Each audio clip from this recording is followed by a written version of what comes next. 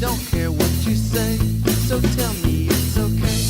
I don't want to know, just don't think about it.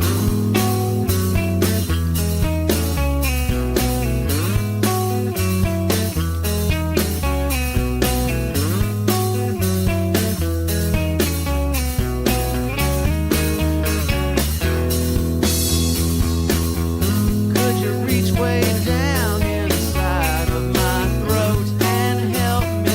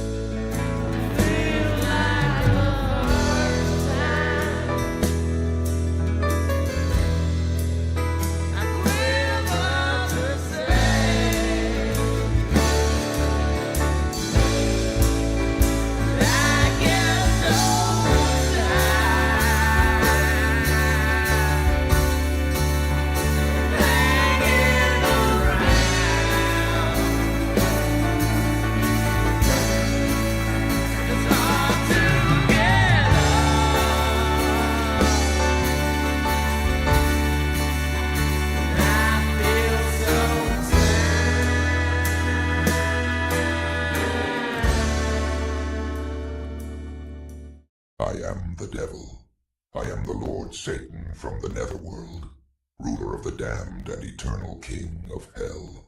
Even I, the master of deceit, can only stomach so much bullshit from the mainstream media and indie grifters. That's why I tune in to Morning Extra with Uncle Warren, because he eliminates my competition, and also because I know I'm gonna see that motherfucker soon.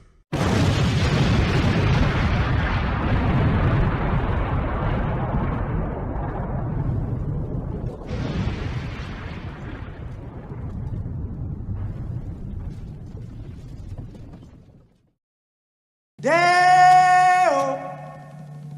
Deo.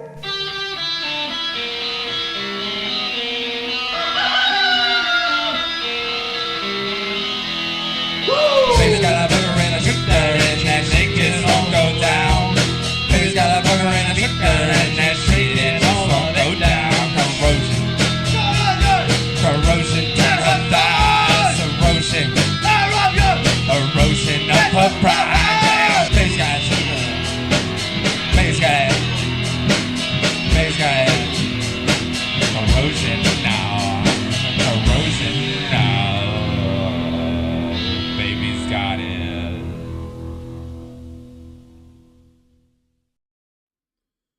Good morning and happy Easter. Damn it. This does this every fucking time. Hey, we're not ready for you yet. You stay down there, mister. Sorry. I don't know. I like this camera, but it just does its own thing sometimes. Naughty camera. Willie, thank you so much. Appreciate the $10 and the good words too here. Rest in peace, Jimmy Carter. He was the best president of my lifetime, and he proved it more than any former president with his humanitarian work for the poor in the U.S. and working for peace abroad, right? Yeah, I mean, to become president of the United States, you know, within the last 60, 70 years, basically since the end of World War II, and arguably before then, but at least I could say like right after World War II, that's when they assassinated JFK, basically. You had to be very wary of presidents and the evil deeds. But comparatively speaking, Jimmy Carter was probably the best out of all of them. As far as being mostly human being, you know, so. But yeah, my dad liked Jimmy Carter. We're going to talk about him in just a second. Jimmy Carter, not my dad, but and why, you know, he was a fan of his, and well, I was a fan of his too. So, and thanks for the $10, Willie. Appreciate you. Steve Wolprath in the house. Good to see you, brother. Liana is here. And Game.film off the top there. What's good with you, my friend? Yeah, so it's Monday. This is the 30th, the last show for no, quit it. It's the last show for the old year. I don't think we're gonna have a show Wednesday. I still haven't made up my mind yet. But probably not. John Kemper in the house. Good to see you, my friend.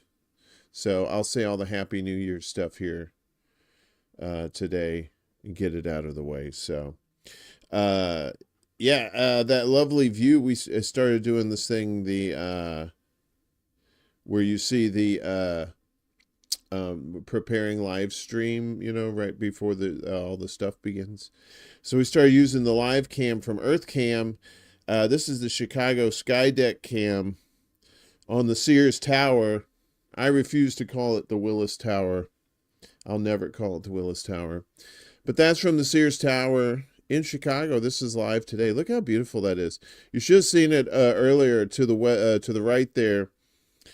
There was all kinds of spooky clouds. You can kind of see a spooky cloud coming in over here. I don't know. You can't see oh yeah, you can see like right above the thing here. This little spooky cloud coming in like, oh, you thought Halloween was over. Nothing is over, my friend. Nothing ever ends in Chicago. So yeah, so a nice day for a change here in Chicago. What's the temperature? It's 30. It's chilly out there. It's 34 degrees. Anonymous. Good to see you. Matt John in the house too. Yeah, I know, the Wesley Willis Tower. I'm not calling it that.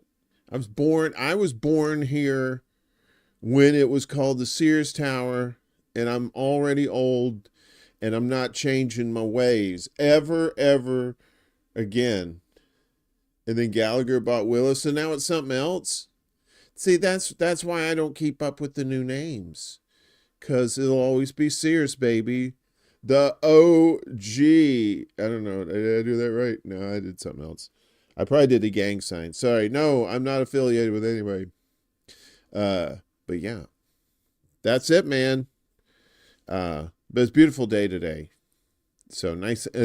It's sunny, but crisp, just like me. Sorry, you didn't hear all that bullshit. What? So, anywho, yeah, so as the new year approaches, of course, we got thinking about all our family and friends right now. One of our pals, Chanda, Masta, of course, she's dealing with lung cancer. If you're watching the show long enough, we've been trying to help her out by sharing her GoFundMe link, which is in the description down below. If you can give, that's great. If you can share out the link, that would help her too. She's in a situation where she's having to deal with healthcare costs. And I know a lot of us can relate to that too. Especially if you don't have any insurance too, which it can be a scary time. Like, why don't you go to the doctor? And you're like, nah, that's all right. We don't need to do that. But it's your kidney. It's about it's infected. It's fine. It'll be good. Extra B crispy. Delicious. Are you talking about chicken? I'm crispy? Oh, yeah, that's right. I just said I was crispy. I like to think of myself as crispy because that sounds like a hot term. We over the weekend on the old secret show was trying to figure out the secret code of Gen Alpha. I think it's who it is that does the skibbity and the risen, and somebody was glazed for 3 months, and I don't think it's like some sort of young person lingo. I do think it's some sort of Chinese code to infiltrate us, to infiltrate our society, to divide us as a nation. I don't know what these terms mean. If you're cool, that's fine. But, as a amateur linguist, I kind of stopped around 2010, and I was like, I give up. This language is stupid. I want nothing else to do with it. But, then again, I'm Gen X, so we came up with terms like grody and gag me with a spoon. So, we can't really say anything about that, I guess. Or at least I can't. Yeah. So I like to bitch too. I like to complain sometimes. I know Festivus was last week, but gosh darn it, that should be like a whole year round thing. So, anyway, like I said before, we were talking about, Jimmy Carter has finally passed away. He's been in hospice for a while. But now, it's official. He is officially no longer with us. Jimmy Carter dies at 100. This is not a recent photo, obviously. This is actually 1978 when he was in office. He only served one term. Former U.S. president and Nobel Prize winner. Well, that doesn't really say much these days. And Obama, who bombed everybody, he got the Nobel Prize too. Passed away at the age of 100 in his home in Plains, Georgia on Sunday. In 2023, the Carter Center revealed that the 39th U.S. president was fighting an aggressive form of melanoma skin cancer. He spent his last years at home under hospice care. He was the longest lived president in American history. That's right. He's the only president to ever make it to 100. My father was a hero not only to me, but to everyone who believes in peace, human rights, and unselfish love, his son James E. Carter III said in a statement. My brothers, sisters, and I shared him with the rest of the world through these common beliefs. The world is our family because of the way he brought people together, and we thank you for honoring his memory by continuing to live these shared beliefs. What's up, Bella? Good to see you. Hope you're doing well. Born on October 1st, 1924 in Plains, Georgia. Carter graduated from a naval academy and served as an engineer on a submarine. He was elected governor of Georgia in 1971 and eventually served as president from 77 to 81. During his term in office, Carter initially sought to continue the policy of détente with the Soviet Union, aiming to ease the geopolitical tensions of the Cold War. In June 1979, he and Soviet leader Leonid Brezhnev signed the Strategic Arms Limitation Talks 2, SALT 2, that was Electric Boogaloo. And, and the sequels are never as good as the first one. I mean, some of them, yeah, you'll say, well, Terminator 2, well, from an artistic standpoint, whatever, we can agree to disagree.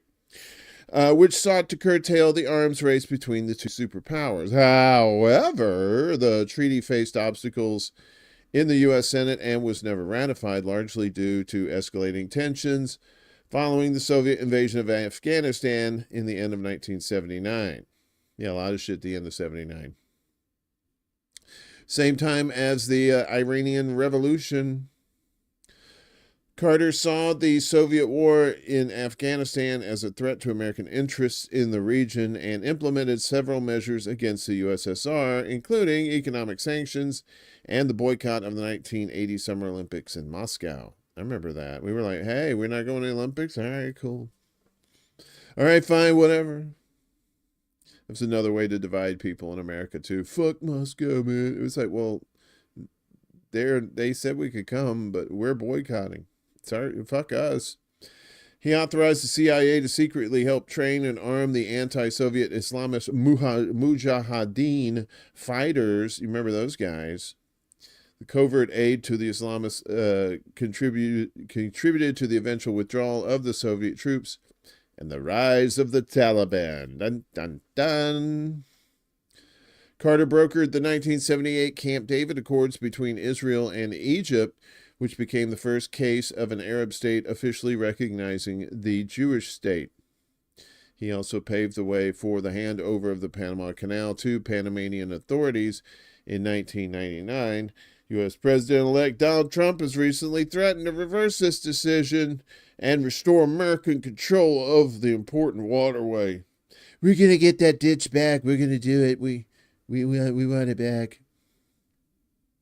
At home, Carter focused on reducing inflation and championing environmental policies. As part of his government reorganization, he created the Department of Energy and the Department of Education. His last year in office was marred by the hostage crisis in Iran, where supporters of the Islamic Revolution held American diplomats captive for 444 days. The hostages were released in January 1981, just minutes after Ronald Reagan was sworn in as the next U.S. president. Isn't it funny how that worked out? Just minutes after Reagan was president, sworn in, he's like, yeah, I'm president now. Now you can release the hostages. And sure enough, they did. Not scripted at all. After leaving the presidency, Carter dedicated himself to humanitarian efforts, founding the Carter Center in 1982, which focused on promoting democracy and human rights. In 2002, he was awarded the Nobel Peace Prize for his humanitarian work. And I think he's big into Habitat for Humanity, too, building houses. He's out there 90-something years old, still kicking it with a hammer. I mean, I don't know what your politics are with him.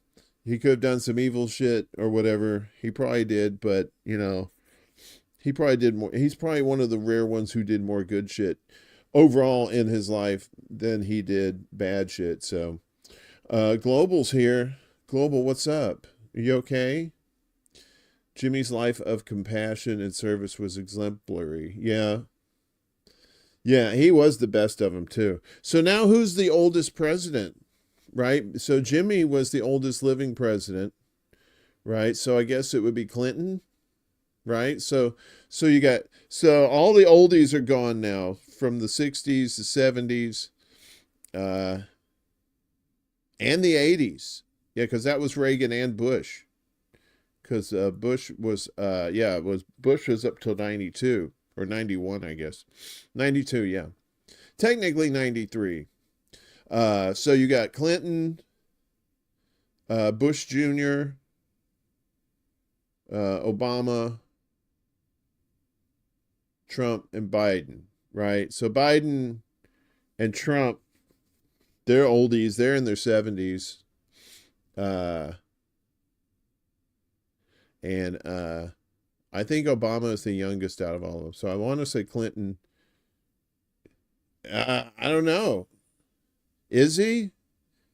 We need to look this up. Hang on a second. We have let's see. How old is it? We have to do some deciphering here first. So, how old is Bill Clinton? And survey says he's 78 years old. All right. How old is Joe Biden? Okay, so Joe Biden is 82. So Joe Biden, yes, Joe Biden's 82. He's the oldest living president. He's the oldest living president, and he's currently president, which is scary. I don't think that's how that works. I know the shitheads you lived through. He seemed 85. Yeah, I know. I forgot that he was in his 80s now. He just always seemed like he's been in his 70s for like the last 30 years. Yeah, see? So we learned something today. Yeah, Kennedy ran. Ted Kennedy ran against Carter. That's part of the reason why Carter lost, because they were divided at the convention. They thought Carter was too weak. And sure enough, well, it wouldn't have mattered, because Ted Kennedy, kind of had that whole car going into the drink with the chick thing going on. He probably didn't want to, talk about that. So, anywho, all right. So I'm glad we got that out of the way. So R.I.P. King, as the kids say. I pour out a little of my 40. I pour out a little bit of peanut butter for the peanut man. All right. So he was Jimmy was a veteran, right? And that's one of the reasons my dad liked him, because they were both Navy, and I think they served around the same time too. My dad's slightly older than him, and so there was like this connection to Carter, and what he did for the veterans. How a lot of veterans were not getting their benefits that they were supposed to be getting, and so he helped champion that while he was president too. So now with Trump coming in, the VA is going to be doing some major changes and new budget battles too. There are always constant battles with the budget when it comes to veterans. There always is. But hey, $100 billion, we can send that to Ukraine for boom booms, right? The year ahead will be a period of major changes for the Department of Veterans Affairs, with new leadership, new priorities, and likely its biggest budget in history. But how much all of that will impact veterans' benefits and health care is less clear. The department, which now boasts a $350 billion budget and more than 400,000 employees, will start 2025 with VA Secretary Dennis McDonough and his administration wrapping up 4 years of expansion and outreach efforts. President-elect Donald Trump's inauguration in January will mean at the least a clearing out of that Democratic leadership, replacing political appointees with his own picks. During his last administration, VA issues were a major focal point of Trump's White House. On the campaign trail last summer, he hinted at a repeat during his return to office, with plans to further expand medical care options for veterans and continue reforms in federal hiring and firing practices. The following are some of the top Veterans Affairs stories to follow in 2025. So it'll be the new VA secretary. He's Trump nominated Doug Collins, former Georgia congressman, as his pick to be the next VA secretary. The choice was a mild surprise among veterans advocates, given that Collins did not sit on the VA's committee or champion many veterans bills during his 8 years in Congress. And that's a theme with Trump, right? Is like he'll appoint some oil guy to be the secretary of the interior, something that has to do with outdoor stuff. It's like Bizarro World, like everything's backwards. Like he would, like he'd make my broke ass chairman of, the Secretary of the Treasury. See, he just makes dumb mistakes like that. It's not mistakes. He's just arrogant. He just picks who he wants. But Collins has already been endorsed by several veterans groups, is not expected to face the same level of opposition as some of Trump's other cabinet picks. Collins served in the active duty Navy for 2 years as a chaplain and re-enlisted in the Air Force Reserve following the 9/11 terrorist attacks. He deployed to Iraq in 2008 as a member of the 94th Airlift Wing and still serves in the reserves. So there's that guy. There's department budget battles. They have $350 billion. What are they fucking doing with it? One of the first issues Collins will have to deal with as VA Secretary will be the department's budget, both for the current fiscal year and fiscal 2026. For several months, lawmakers and VA planners have sparred over department budget estimates, with members of Congress promising increased scrutiny before any new funds are approved. In November, VA officials announced they expect to need at least $6.6 billion in extra funding for the current fiscal year to cover increased costs related to higher usage of VA medical facilities over the last year. That number was revised down from a $12 billion estimate over the summer. Republican House lawmakers have bristled at the numbers. What about our veterans, Republicans? I thought y'all were big with the veterans, huh? The ones that aren't fucked up is what they're saying. The ones that make it into Congress and fuck people over.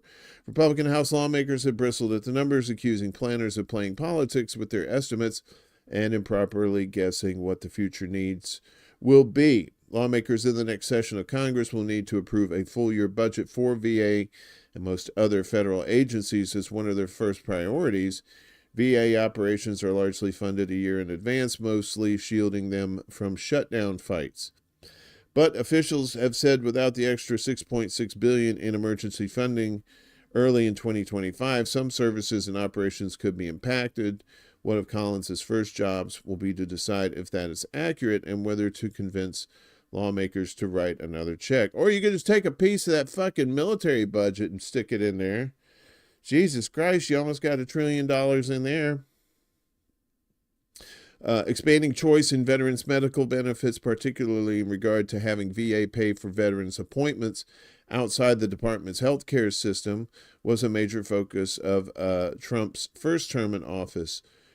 Republican lawmakers have already started up that debate again. In early December, House Veterans Affairs Committee Chairman Mike Bost from here in Illinois introduced the Mission Act, which would further expand veterans' ability to access private sector medical care options using taxpayer funds.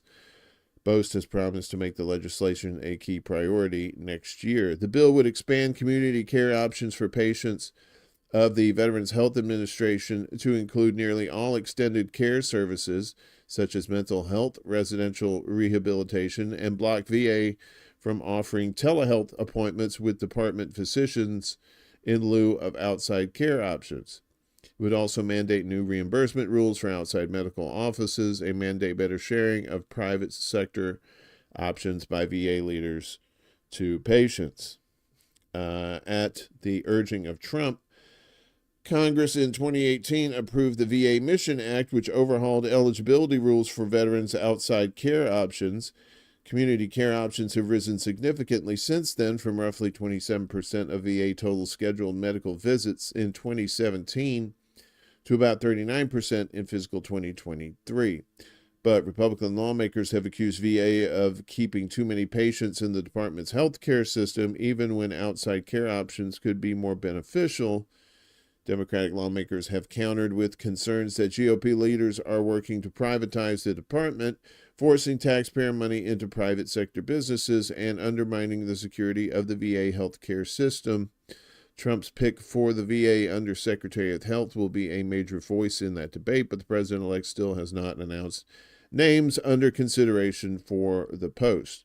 And that's going to be the thing for veterans too, is, you know, especially with increasing amounts of cancer, that you still have the veterans from, I believe, like the Korean War. There's still some Korean War veterans, definitely still Vietnam veterans out there. And then the whole slew of Gulf War veterans, both from the 90s and from recent times too. So that them hashing it out over a budget there, and I could understand if there's waste within the department. I think that's the thing. When you're cutting a budget, you should be cutting all the dumb shit that, you know, is only favoring like a couple of people or something like that. I think you need to trim all that out, as well, you know, as like redundant kind of things, because you know. But it's getting to the point now where you're seeing a lot less people signing up for the military because they know what's up. They know what's happening to veterans. They know the veterans are not being taken care of. So, you know, why would they go and fight for their country when really they're not fighting for the country? That's another thing. Young people are starting to figure out that when you go in the Army or the Navy or whatever, you're not fighting for your country. You're fighting for financial interests, right? You're fighting for the military-industrial complex. In a way, you're fighting for APAC. You're fighting for all these moneyed interests that have nothing to do with regular-ass people. Fucking around in Africa. Yeah. What's that meme? It shows the world map, but it shows piles of rocks on top of North America and Europe, and South America and Africa are just all hollowed out and carved out because the crackers keep stealing from the global South. Those damn crackers. That's why we can't have anything nice.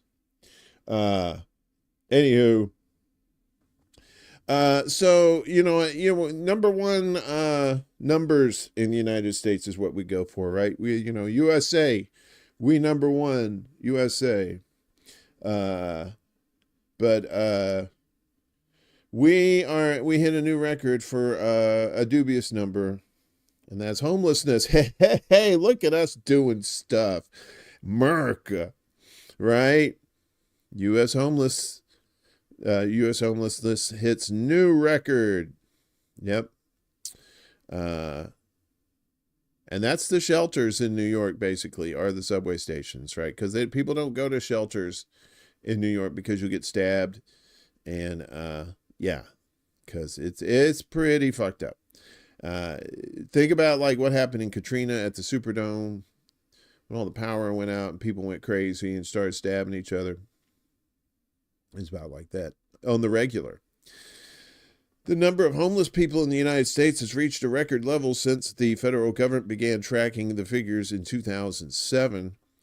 According to data released this week, almost 750,000 people, 771,000, are homeless in America that we know of. An increase of 18% compared to last year, marking the sharpest annual rise in decades. The figure published by the U.S. Department of Housing and Urban Development, or HUD, on Friday translates to approximately 23 out of 10,000 people in the United States. The increase follows a 12% rise in 2023, which the department attributed to skyrocketing rents and to the conclusion of pandemic assistance. A severe lack of affordable housing nationwide is being compounded by rising inflation, stagnating wages among middle and lower income households, and the persisting effects of systemic racism, natural disasters, and an influx of migrants without access to stable housing, according to the HUD statement. Yep, median rent was up 20% in January this year. From rent costs from the same month 3 years earlier, the National Low Income Housing Coalition wrote in March. According to the HUD, there's been a 39% increase this year in the number of individuals in families with children who depended on shelters or slept outside. This amounts to approximately 259,000 people, the highest figure recorded since data collection began. The report also shows that nearly 150,000 children were homeless on the targeted January night, a 33% increase from the previous year's count. Meanwhile, the number of veterans experiencing homelessness declined by 8% from 2023, probably because there's becoming less and less veterans. The new homelessness figures come amid the Biden administration's pledge to increase funding for affordable housing and expand services aimed at preventing homelessness. However, advocacy groups argue that more systemic reforms are needed, such as stronger tenant protections, rent controls, and a focus on mental health and addiction services. Also, you can have like a right to free, housing. That would be nice. We can have a right to free housing. The U.S. Supreme Court ruled in June that cities may ban homeless residents from sleeping outside. More than 100 jurisdictions around the country have since taken steps in that direction. On the campaign trail, then candidate Donald Trump repeatedly pointed to illegal immigration as a cause of high rising costs. Yeah, illegal immigration, that's what it is. Vowing that his plan to carry out the largest deportation operation in American history would lower home prices, as quoted by the New York Post. No, what's causing all these high housing costs are these corporations like your BlackRock and people buying up all these houses and just renting them. People, what was it, Bill Gates buying up all this farmland. When you buy up all the land, that means there's a scarcity of land to buy. That means the price of it is going to go up. And that's what causes everything else to go up too. It's ridiculous. So, yeah, so...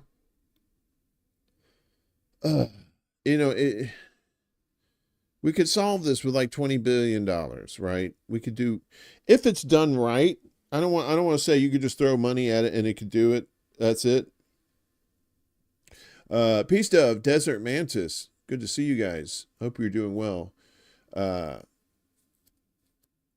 Yeah, so that's what I say. You got to change the system first. You can implement all these changes, but it's like trying to build a house in a pit full of mud, and you're just like, you can't do it. You got to get the mud out, and then you got to pour some concrete, and then you could do the shit. But, maybe one day we'll vote our way out of it, just like everything else, right? Isn't that how that works? So, we talked about empathy for people, who are dealing with healthcare crisis right now, especially with prices and stuff like that, being denied services, medicines, treatments, because your insurance company won't let you have it. Well, I think the tide is turning when it comes to where people's morality lies in the world. Timbuktu, what's up? Yeah, we're number 2, all right. We're number 2, and that rhymes with poo, and that's me and you. Do. Yeah, so, right, this is how it's designed. You need a new system. And that's why you see all these people trying to convince you not to change the system, because they don't want the system changed. They like the way it works for them. But it only works for like a minority of people. So it really depends how bad you want to change things. If you want to change things, you got to shut it down, and then you got to change it. But, we'll see. So nearly 7 in 10 Americans say insurers' greed played role in United Healthcare CEO icing. Yeah, so in the wake of the killing of United Healthcare CEO Brian Thompson in early December, some political observers were taken aback by the public response to the event, which included morbid humor and expressions of schadenfreude in the words of one woman who had battled an insurance company who secured treatment for her mother's cancer. But according to a new poll released by NORC at the University of Chicago Friday night, the belief that the for-profit health insurance industry's business practices were largely to blame for the apparent targeted killing of Thompson is far from a fringe viewpoint. 69% giggity of respondents placed a great deal or moderate amount of blame on the healthcare coverage denials by insurance companies like United Healthcare for Thompson's killing. 67% said exorbitant profits made by health insurers were to blame. United Healthcare, which reported $16 billion in profits last year, has garnered outrage for its claims denial practices. A Senate investigation earlier this year found the company was one of three that were intentionally denying claims made by nursing home patients who had Medicare Advantage plans and had suffered falls and strokes in order to increase profits. Shocking, yes, I understand. The company is also facing a class action lawsuit over its use of algorithms to deny care. See, that's what's fucked up. You got enough money, you can hire like actual people to review these cases for real. But what do? They get the robots to deny your care, and then they're like, "Well, it wasn't us. No, it was this guy. It was the robots. Fucking robots. You're gonna be the end of all of us, aren't you? Not you though. You're sweet." Last year, a Commonwealth Fund survey found the 17% of Americans had been told by an insurance company that a medical claim was denied, and the poll suggested many patients and doctors feel powerless to stop the companies like United from denying them care. More than half said they and their physicians did not challenge the insurer's decision. That poll matched the results of the NORC survey released on Friday, in which 15% of respondents said they had had a claim denied. The poll was released the same day that the NBC News published an investigation showing that cancer patients are disproportionately affected by claim denials and insurers' requirements that they obtain prior authorization in order to receive life-saving care, an arduous process that can delay treatment and allow their condition to worsen. A study published in the Journal of the American Medical Association, or JAMA, jam on it, jam on it, jam on and on and on it, that disco kryptonite. Last year found that 22% of cancer patients did not receive treatment their doctors had prescribed because of denials or prior authorization requirements. A survey of oncologists in 2022 found that 42% of prior authorizations were delayed by more than one business day, and 14% of the delays had a serious adverse impact on the patient.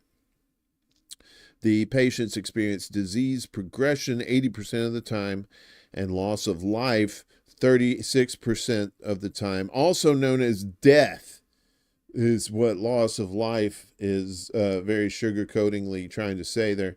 Insurers are increasingly relying on prior authorizations to delay or deny care for cancer patients. Delay, deny. A 2023 study found the number of non-specialty oncology drugs that required prior authorization rose from 16% in 2010 to 78% in 2020. NBC News told the story of one patient, Tracy Pike, who died after Blue Cross and Blue Shield of Illinois declined to cover a $40,000 treatment for stage 4 stomach cancer, surgery, and intensive chemotherapy that had been recommended by his doctor, citing the findings of a company doctor who was an obstetrician, gynecologist, not an oncologist. Blue Cross ruled the treatment was experimental, investigational, and unproven, even though it is routinely prescribed for cancer patients. Journalist Ken Klippenstein noted that the NORC poll included a nuance that was sorely lacking in major media coverage after Thompson's death, which at times suggested that people who acknowledged the insurance industry's deadly practices were supporting the fatal shooting. The poll found that 78% of people believe the person who shot Thompson outside a hotel in Manhattan bore a great deal or a moderate amount of blame for the killing. Now compare that with the tsunami of corporate media op-eds and pundits expressing the sparkling insight that murder is wrong, wrote Klippenstein. Yeah, we know episodes like these really show you how much contempt these elite media organs have for the public, which they apparently see as helpless children in need of a preschool-level moral lesson. As the Nork poll shows, the vast majority of people know that, yes, of course, murder is wrong. They just also happen to think there's more to the story than that. And they're right. How can you have an honest discussion about any of this without addressing the Moloch-like industry that profits from denying people health care? Fair point. But as Klippenstein wrote on Thursday, those who took part in that honest discussion in the days after Thompson's killing were branded as extremists, not just by the media, but by law enforcement. Days after the killing, Klippenstein wrote the New York Police Department circulated an intelligence report on the suspected gunman, 26-year-old Luigi Mangione, but the report also included warnings about ordinary people who expressed sympathy for Mangione online. Ordinary people. Who are they? That's a little bit vague, right? Warning of a wide range of extremists that may view Mangione as a martyr. The report's title singles out disdain for corporate greed, wrote Klippenstein, noting that the document was circulated to law enforcement and counterterrorism agencies nationally. But as the latest polling shows, he wrote, believing the health insurance industry is at least partly responsible for the murder of the United Healthcare CEO is not some fringe position. So it is. I think that's part of the tide that's turning now, right? Why you're seeing more people that are just like, at the very least, they're indifferent, right? They're just like, they're not like, oh, where are my pearls? I must clutch my pearls. Oh, they shot a CEO of a healthcare company that denies people healthcare. Yeah, I'm regular ass. I ain't ordinary. I'm just regular ass. That's garden variety. CEOs get Luigi healthcare. Right? Yeah. So I mean, violence does deter some things, right? In a way. But for how long? But you go capping CEOs like that, you're just going to replace them with shittier people. Yeah, that's how it is. It's like cutting off the head of the snake and then two heads grow back. So, although it may seem that violence is a way to motivate people, which it is, there may be a better psychological way to motivate people besides violence. Like calling their house and like, have you checked the children? Wait, what? Is this a 1970s horror movie? The call is coming from inside the house. Yeah. So anyway, so what, so our veterans are still going to be screwed. I don't know. I'm from Missouri when it comes to that shit. Whenever Trump says he's going to do something, I'm like, sometimes he does it. You're like, wow, okay, cool. He did something that's not shitty. But that's like few and far between, Most of the time it's just shitty. And you're like, and expected too. So, because he's playing his part in the script. Meanwhile, in South Korea, those poor people, they just impeached like their president. And then the guy who's filling in until they got a new president, they impeached him too. And now they have this fucking this airplane crash over there. So a Jeju airplane crashes while landing in South Korea, killing 179 people. Jesus Christ. So at least 179 people have been killed after a passenger plane skidded and crashed while trying to land at Muan International Airport in South Korea in one of the country's worst aviation disasters.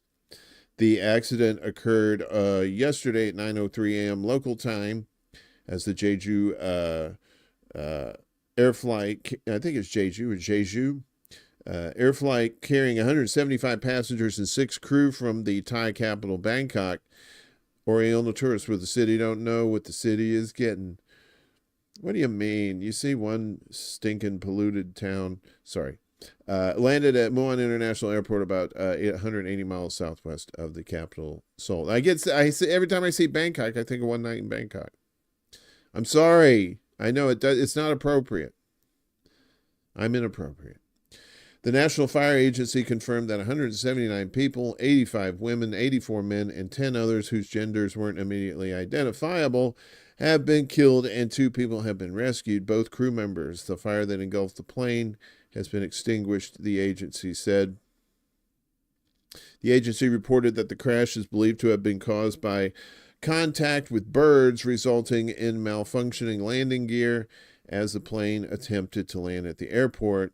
Al Jazeera's Rob McBride was reporting from Seoul, said the accident has been declared the worst in history on South Korean soil. Images which have been on the media here do appear to show the plane landing on its belly, skidding along the runway, followed then by a huge explosion, he said. Eyewitness accounts have talked about a series of explosions, and certainly images that we have been seeing have shown a catastrophic fire, the correspondent added. So McBride said only 65 victims out of the 179 so far have been identified because of the huge fire on the plane. And I believe that's... Breaking news from South Korea, where the number of people... Okay. Let's see if they have any images in here. Probably not. Okay. Yeah, so... the South Korean government has declared 7 days of national mourning over the plane crash. The plane, a 15-year-old Boeing 737-800 jet, was reported to be carrying 2 Thai passengers, and the rest were believed to be South Koreans. Thailand's Prime Minister Paetongtarn Shinawatra has expressed deep condolences to the families of the crash victims. Thailand's Ministry of Foreign Affairs has been ordered to investigate if Thai passengers were on the plane and to provide assistance immediately, the Prime Minister said in a post on social media. One photo shared by local media showed thick clouds of black smoke coming out of the plane. Another showed the tail section of the jet engulfed in flames on what appeared to be the side of the runway, with firefighters and emergency vehicles nearby. The country's News One agency reported that a passenger texted a relative to say a bird was stuck in the wing. The person's final message was, "Should I say my last words?" South Korea's acting President Choi Sang-mok, meanwhile, ordered all-out efforts of rescue operations at Muan Airport. All related agencies must mobilize all available resources to save the personnel, he said. Jeju Air, one of South Korea's largest low-cost carriers. Largest low-cost. That usually means corners are cut, too. Which was set up in 2005, issued an apology for the crash, saying it would do everything in our power in response to the accident. The crash is the first fatal accident for Jeju Air, though in August 2007, a Bombardier Q400 operated by the airline and carrying 74 passengers came off the runway due to strong winds at the southern Busan Gimhae Airport, resulting in a dozen injuries. The incident came as South Korea is embroiled in a huge political crisis triggered by President Yoon Suk-yeol's stunning imposition of martial law and ensuing impeachment. Yes, so they are having one of those days, as in one of those things. And South Korea has just been, they're not getting any love from the North either. North Korea keeps sending them those trash balloons. Right? It's like these balloons come over and they're just full of garbage. Just like, literal trash talk, if you will. Hey, Nightbot. Don't talk to Nightbot. Nightbot doesn't deserve your love. I gotta fix Nightbot too. Hey, Max, what's going on? Good to see you.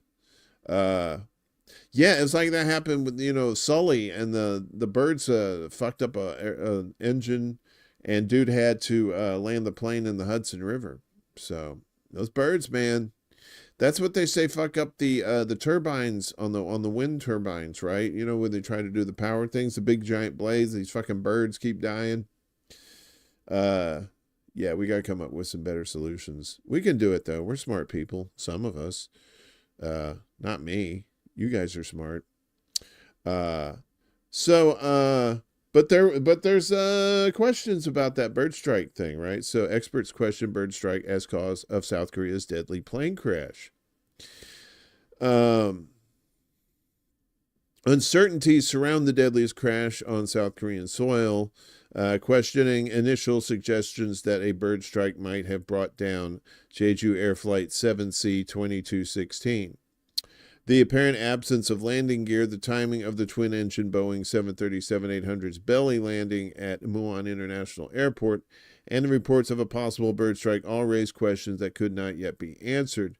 The single-aisle aircraft was seen in video broadcasts on local media skidding down the runway with no visible landing gear before slamming into a wall in an explosion of flame and debris. Why didn't fire tenders lay foam on the runway? Why weren't they in attendance when the plane touched down? And why did the aircraft touch down so far down the runway? And why was there a brick wall at the end of the runway? Said airline news editor Jeffrey Thomas. That last one, why is there a brick wall at the end?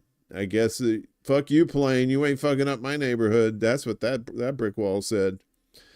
South Korean officials said that they were investigating the cause of the crash, including a possible bird strike, which killed almost all the 181 people on the craft.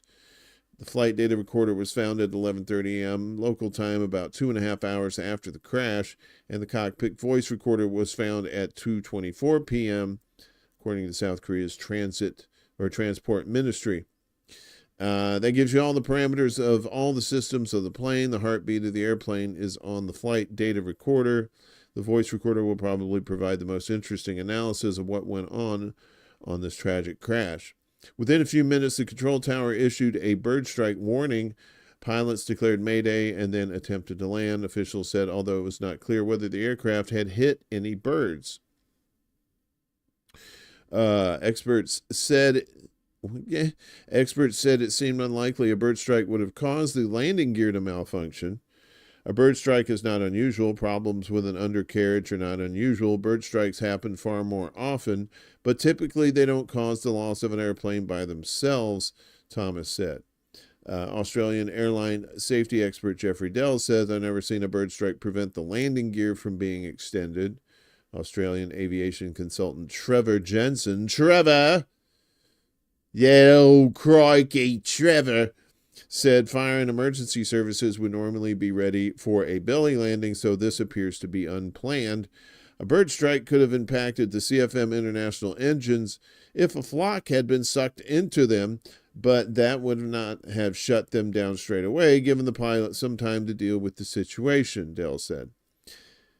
It was unclear why the plane did not decelerate after it hit the runway, Dell and Jensen said. Typically, in a belly landing, you're going to land on your engines, and you're going to have a bumpy ride. You come in with minimum fuel, you have fire tenders in attendance, covering the runway with foam, and you land at the furthest end of the runway, and usually it ends up being an okay situation.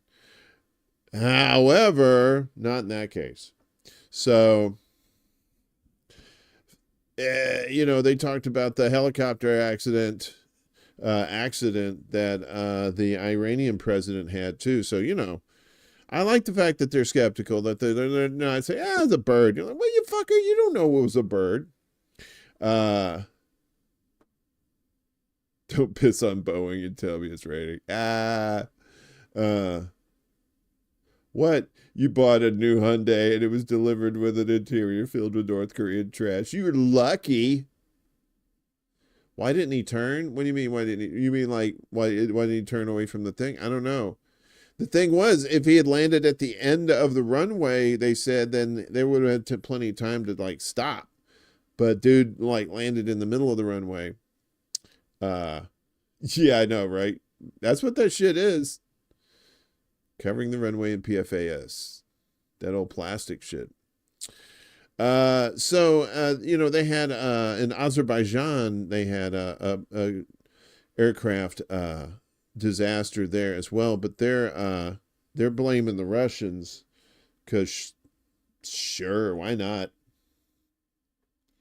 Azerbaijani leader asked Russia to admit guilt in plane crash. Would you be so kind as to admit that you fucked up that plane?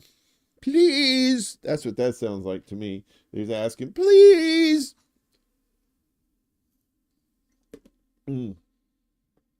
Oh, I put way too much sugar in there, but that's all right. We all got to go sometime. Yeah, the cement got in his way.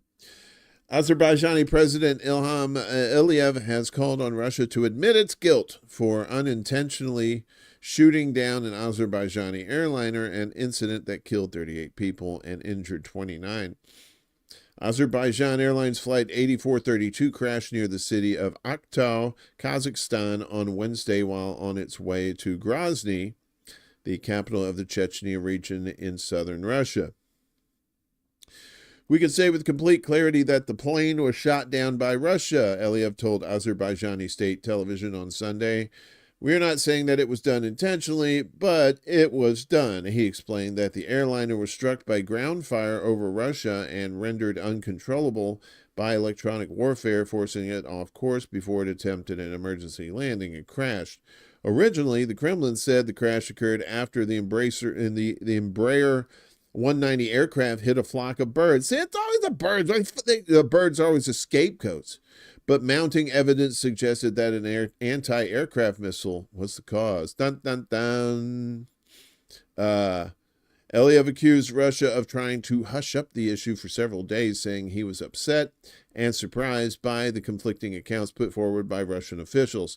Unfortunately, for the first 3 days, we heard nothing from Russia except delirious versions, he said. Last week, a Kazakh aviation safety expert told Al Jazeera on the condition of anonymity, shh, don't tell anybody it was me, that no bird can ever cause such damage. Sounds like that other dude talking about that other plane, too. It's absurd and criminal to claim such a thing, the expert said. Amid the backlash, Russian President Vladimir Putin said on Saturday apologized to Aliyev for the tragic incident in Russian airspace, saying Russian air defenses have engaged Ukrainian attack drones. A Kremlin statement did not say Russia had shot down the plane, only noting a criminal case had been opened. Ooh, there it is right there. Yikes. Aliyev urged Moscow to issue a public apology to his country, saying Baku had made official demands to Russia 2 days ago. First, the Russian side must apologize to Azerbaijan. Second, it must acknowledge its guilt. Third, those responsible must be punished, brought to criminal responsibility, and compensation must be paid to the Azerbaijani state, as well as to the injured passengers and crew members. These are our conditions, he said, adding that the first demand had already been addressed with Putin's apology. Putin and Aliyev spoke by telephone call again on Sunday. The Kremlin said, without giving details, the Kremlin has already announced a joint investigation into the crash with Azerbaijan and Kazakhstan. The country of Askrakistan was not invited to those talks because it was not clean. Yeah, so it's looking like the end in Ukraine. You know, Trump's already said that he's probably going to cut prices. We're going to cut our payments to Ukraine. So they're pretty much wrapping that up so they can gear up for China. As the White House tells Ukraine to pull its demoralized forces from Russia. Turn out the lights, the party's over. The Joe Biden administration believes that Ukrainian forces, this is Libertarian Institute, by the way, Kyle Anzalone. He's also with antiwar.com. These are both two good journalist sites. So check them out, please, and thank you. The Biden administration believes the Ukrainian forces are on the verge of a total loss in Russia's Kursk Oblast and is now advising Kiev to pull its troops back. Reporting on Kiev's losses in Kursk, the AP reports the Ukrainian forces have become demoralized. In August, tens of thousands of Ukrainian troops stormed across the Russian border and seized a large swath of lightly defended territory in the Kursk Oblast. Since then, Moscow has slowly won back over half the territory. Now the White House says Ukraine must abandon its foothold in Russia before its troops become encircled.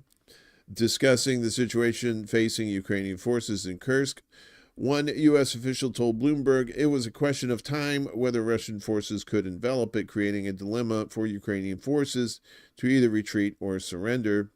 Two officials confirmed to the outlet that the White House believes that the Kremlin is now pushing into the Kursk battlefield and Ukrainian forces will be defeated within months. This assessment from the White House telling Kiev to pull its remaining forces.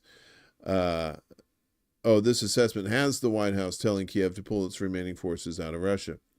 The strategy behind the Kursk offensive was always in question. Many of the proponents of the attack argued it would give Kiev additional bargaining chips at the negotiating table. However, it now appears Ukraine will lose the territory before talks begin. Additionally, the loss in Kursk has caused Ukrainian troops to become demoralized. The AP reports 5 months after their shock offensive into Russia, Ukrainian troops are bloodied and demoralized by the rising risk of defeat in Kursk, a region some want to hold at all costs, while others question the value of having gone in at all. In a sign that Russian envelopment may be coming, some Ukrainian commanders told the outlet they were unable to evacuate the bodies of dead soldiers. American and Ukrainian officials have claimed that many of the Russian gains in Kursk are the result of the deployment of North Korean soldiers to the battlefield. While there is no evidence of significant North Korean involvement in the fighting, the White House has promoted the allegations and used it as an excuse to ramp up support for Kiev. On Friday, White House spokesman John Kirby, you know him, he's so adorable, especially when they're little, claimed that North Korean soldiers were launching the ineffective attacks in Kursk and sustaining heavy losses. We now assess that North Korean forces are conducting mass dismounted assaults against Ukrainian positions in Kursk, and these human wave tactics that we're seeing haven't really been all that effective, Kirby said. In fact, we assessed that they resulted in heavy casualties for these North Korean forces. There's Kyle. Look at him. He's a handsome fella. That hair, though. I'm not a big fan of modern hairstyles. They all look just kind of like... There was that what was that MTV show? It was Dog Boy, and everybody looked like they were made out of plastic. Hey, Ghost Star, what's going on over there on the Rumble stair? Yeah, you over there on the them Rumbles, them Rumbleiciouses, use guys on the Rumbles. Yeah, so yeah, that's they're starting to say what was that Dave Chappelle bit with the wrap it up box, you know, and you hit the button and it played the music they play you out at the Oscars. So they thank the Academy. Please don't litter. Okay, bye. So Georgia's always on my mind. Not just the state, but the country too. See, if you got a state named Georgia and you got a country named Georgia, then you should have a continent named Georgia, and then you get a whole ass planet named Georgia, and then you complete the set. It's like those Russian nesting dolls, only they're planets, only it's their places and things. New Georgian president sworn in as predecessor refuses to stand aside. Democracy in action. Mikhail Kavalashvili. I'm gonna get that name right.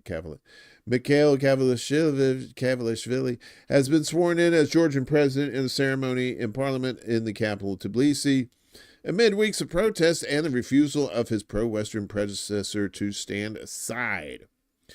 Outgoing president Salom Zorabichvili, that sounds like a city with bad ladies. Bitchville.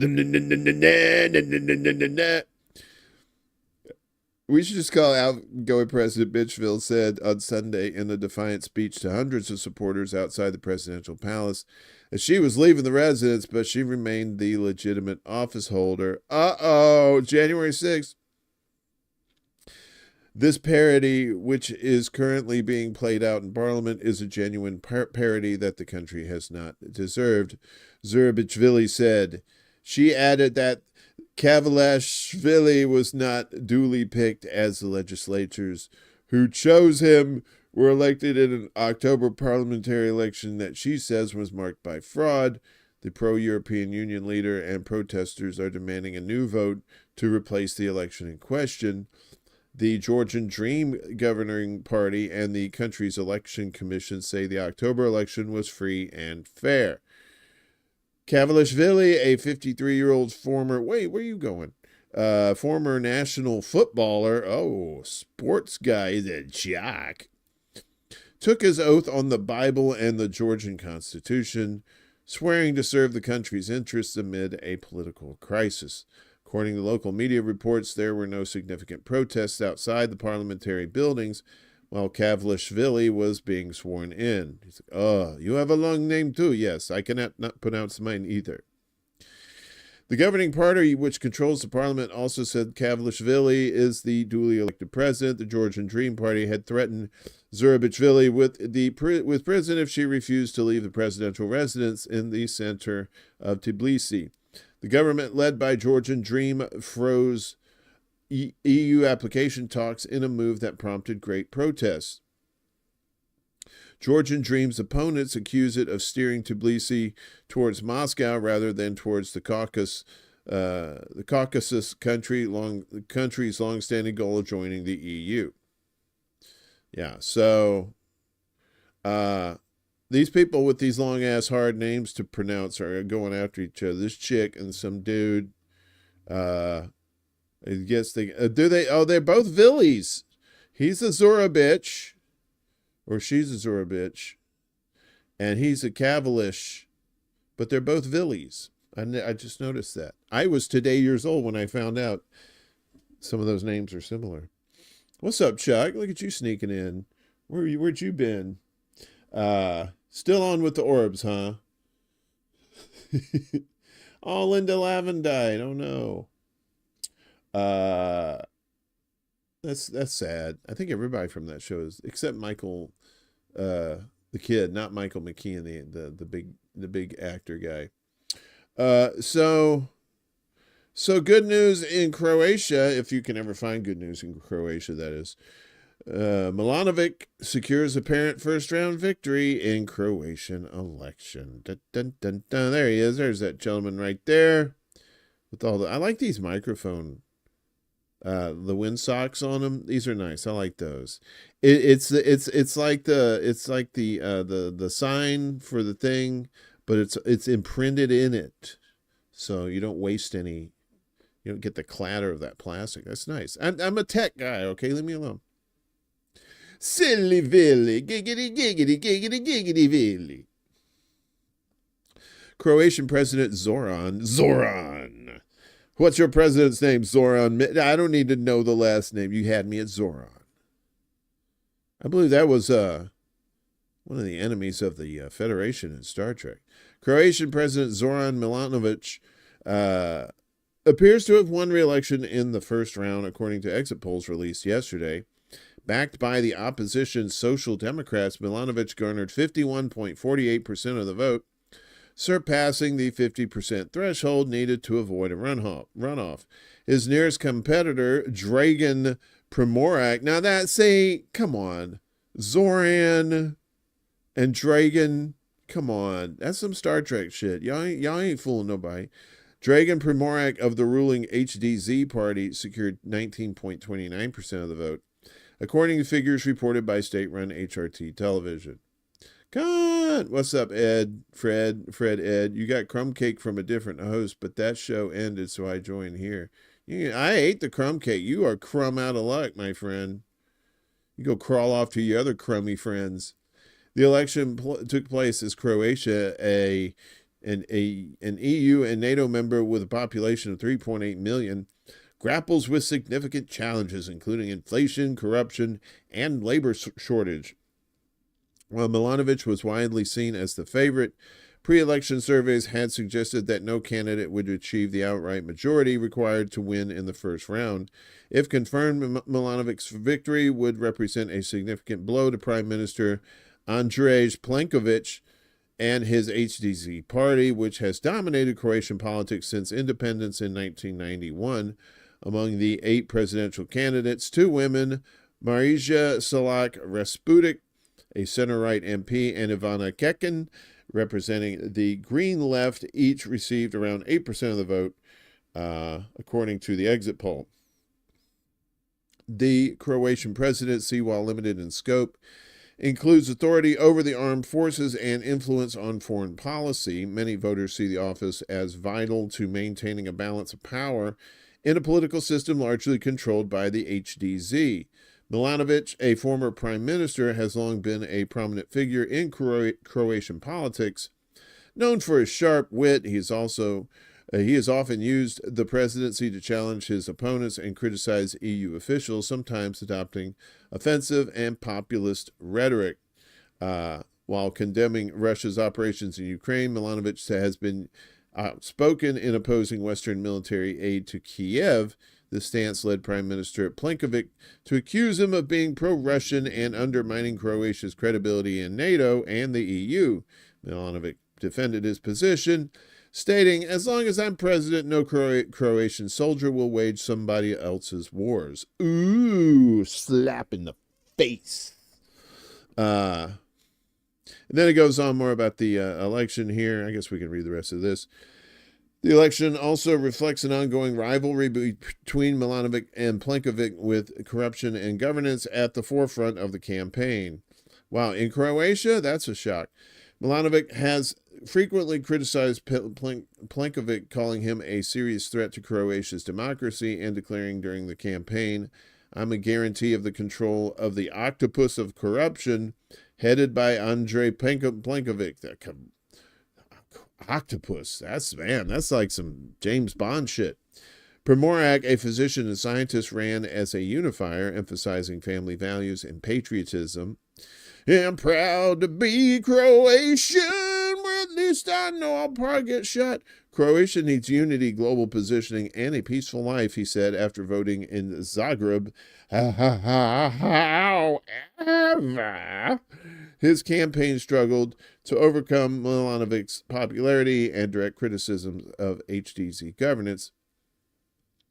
Turnout was reported at 36% by mid-afternoon, slightly lower than the 39% recorded in the previous election. Official results are expected later, were expected later yesterday, and if confirmed will solidify Milanovic's hold on the presidency, reaffirming his role as a counterbalance in Croatia's deeply polarized political environment. How delicious! Utterly delicious. So a lot of uncertainties. Hey, Yipper, what's going on? His name reminds me of the drink Ivanka Bitch. I know, right? It's always some sort of bitch or itch. So you wonder what's going on in Syria. I know you are. You curious people. Syria is going to be, so they're going to have this kind of temporary placeholder government for the next, till March, I think.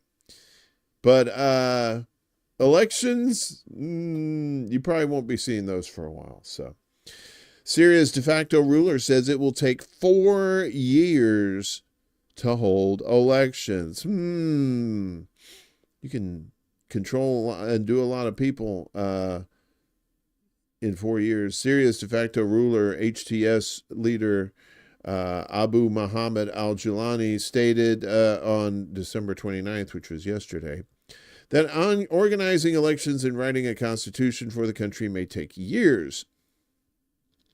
Following the fall of former President Bashar al-Assad's government on December 8th, Shara announced the establishment of a caretaker government that would last for 3 months. In an interview with Al Arabiya yesterday, Shara stated, "The process of writing the Constitution may take about 3 years, and we look forward to a Constitution that lasts for the longest possible period, and this is a difficult and lengthy task.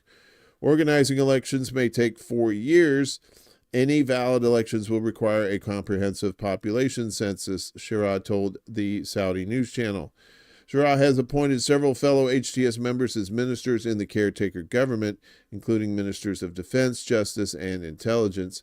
Many held posts in the Salvation government, which Shira established to rule Idlib after HTS conquered the government in northwest Syria with CIA assistance in 2015. Oh, the CIA, they're so helpful. Shira stated that the appointment of the new ministers and other state officials was part of a necessary stage that is preparatory to a longer interim government. There's a guy right there. A delay in holding elections may allow Shira to consolidate control of Syria and assist him and his supporters in remaining in power for a long time. Idlib is conservative religiously and a center of Salafist ideology in Syria, resembling the sectarian Wahhabi religious doctrine of Saudi Arabia. Shira added that the Idlib experience is not suitable for all of Syria, but it is a nucleus. He said that it would take roughly 1 year before Syrians feel radical changes in government services. Shira also announced that HTS would be dissolved at the upcoming National Dialogue Conference. Oh, so no more HTS. How about that? The HTS leader stated that neighboring Saudi Arabia will play a large role in Syria's future. I'm proud of everything Saudi Arabia has done for Syria, and Saudi Arabia has major investment opportunities in Syria. I'm sure they do, among other people, too. Liberating Syria guarantees the security of the region and the Gulf for the next 50 years, he added. Shira also explained that his government is in talks with U.S.-backed and Kurdish-led Syrian Democratic Forces, the SDF, to resolve the crisis in northeastern Syria and to include them in the government's armed forces. The SDF is currently battling a Turkish-backed faction, the Syrian National Army, the SNA, in areas of northern Syria, including Manbij and the Tishreen Dam. Alongside occupying U.S. forces, the SDF controls Syria's major oil fields. Shira stressed that the Kurds are an integral part of Syrian society, emphasizing that there will be no division of the country. He also expressed his hope that incoming U.S. President Donald Trump would lift the U.S. sanctions, which have crushed Syria's economy and impoverished millions of Syrians in the past decade. Yeah, we'll see what old Trumpy boy does there with the Syrians. I'm pretty sure he's going to fuck them over somehow. Because that's what he do. That's what he do. Moving along, we do have a pretty decent amount. I thought we didn't have that much news today, but apparently we did. And then all the stuff about Jimmy Carter and then the plane crash is crazy. So, meanwhile, we were talking about how Yemen, the Yemeni people are stalwart, rock solid, as he said, no peace in Gaza, no peace in Israel. And the cucks for Israel, the U.S. and the British, of course, attacking Yemen, as U.S. and British jets rain fire on Yemeni capital in new late-night attack. U.S. and U.K. warplanes launched a new round of airstrikes on the Yemeni capital late on Friday, targeting the September 21st park in the Ma'in district of Sana'a, according to Yemen's Al Masira TV. No photos or videos of the attack have been released or circulated on social media. U.S. Central Command, CENTCOM, has not claimed responsibility for the attack. The latest Western aggression comes one day after Israeli warplanes launched massive airstrikes on Sana'a and the coastal province of Hodeidah in retaliation for continued drone and hypersonic missile attacks by the Yemeni armed forces in support of Palestinians in Gaza. Earlier on Friday, hundreds of thousands of Yemenis marched through the streets of Sana'a, Sa'ada, Hodeidah, Hajjah, and Al-Mawit, proclaiming, "We firmly stand with Gaza, the glory without limits and without red lines." Ooh. Demonstrators also called on the YAF to intensify their operations in support of Palestine. The mobilization started soon after YAF spokesman Brigadier General Yahya Saree confirmed that Sana'a conducted drone and missile attacks targeting Israel's Ben Gurion Airport, a vital target south of Tel Aviv, and an Israeli-linked ship in the Arabian Sea in response to Israel's aggression on Yemen and Gaza. At least 6 people were killed and 40 others injured when Israel bombed Sana'a International Airport, Red Sea ports, and power stations on Thursday. Ansarallah are more technologically advanced than perceived by many and should not be underrated, an Israeli official told the Washington Post on Friday, speaking on the condition of anonymity. He claimed that with support from Iran, Yemen has been able to take practical steps in fighting a war against Israel and its close allies. Because it's so cheap for them to try to get a drone or a missile every few days or weeks into Israel, they can win this. Yoel Gazansky, a former official on Israel's National Security Council and senior fellow at the Institute for National Security Studies in Tel Aviv, told the U.S. Daily. The U.S. and U.K. launched an illegal war on Yemen at the start of the year, seeking to protect Israeli trade interests and shield the country from the pro-Gaza operations of the Axis of Resistance. Yemeni operations have been ongoing since November last year, and Sana'a has vowed not to stop until the genocide in Gaza comes to an end. The daring operations by the YAF against Israel and its allies have forced several U.S. aircraft carriers and European warships out of West Asia. Yeah, they're the real thorns in the side over there for the Zionists, really, is the Yemenis, man. Love them, love them, love them. They just do not quit. So, meanwhile, Israel taking it to Gaza. That's why Yemen is so intent on stopping them. Israeli strikes on the Gaza Strip kill at least 30 more Palestinians. This is from Dave DeCamp over at antiwar.com. Israeli strikes across the Gaza Strip have killed at least 30 Palestinians since dawn yesterday, medical sources told Al Jazeera, as the daily U.S.-backed slaughter continues. One Israeli strike targeted an upper floor of an Al-Wafa hospital in Gaza City, killing at least 7 Palestinians. 7 martyrs and several injured people, including critical cases, have been recovered following the Israeli strike on the upper floor of the Al-Wafa hospital in central Gaza City, Gaza's civil defense said. The Israeli military claimed without evidence that it targeted a Hamas command and control center, because they're always a Hamas command and control center, and said the building was no longer used as a hospital. Gaza's health ministry disputed the claim, saying it's partially functioning. The Al-Wafa hospital is partially operational, providing care to patients with physical disabilities. Munir al-Barsh, the director general of the health ministry, told AFP the hospital has been rehabilitated and was getting ready to receive patients. Had it not been targeted by Israeli shelling today, it would have been ready to fully reopen in the next few days. But no, it's a Hamas territory. It's a stronghold. Didn't you know that? Come on. What are you guys talking about? In central Gaza, Israeli forces shelled an area to the northwest of the Nusrat refugee camp. According to the Palestinian news agency Wafa, at least 9 were killed and 15 were wounded, and women and children were among the casualties. In Beit Hanun, northern Gaza, at least 7 Palestinians were killed by an Israeli airstrike on a house. The Israeli military also issued a fresh evacuation order for Beit Hanun, which has been under a total siege since early October as part of an ethnic cleansing campaign. The violence on Sunday came 2 days after Israeli forces raided the Kamal Adwan hospital in Beit Lahia, another city that's been under a total siege. The Israeli military burned the hospital, forced staff and patients to leave, and arrested the hospital's director, who we'll talk about here in a second, who had been pleading with the world for help for months as the IDF laid siege to the facility.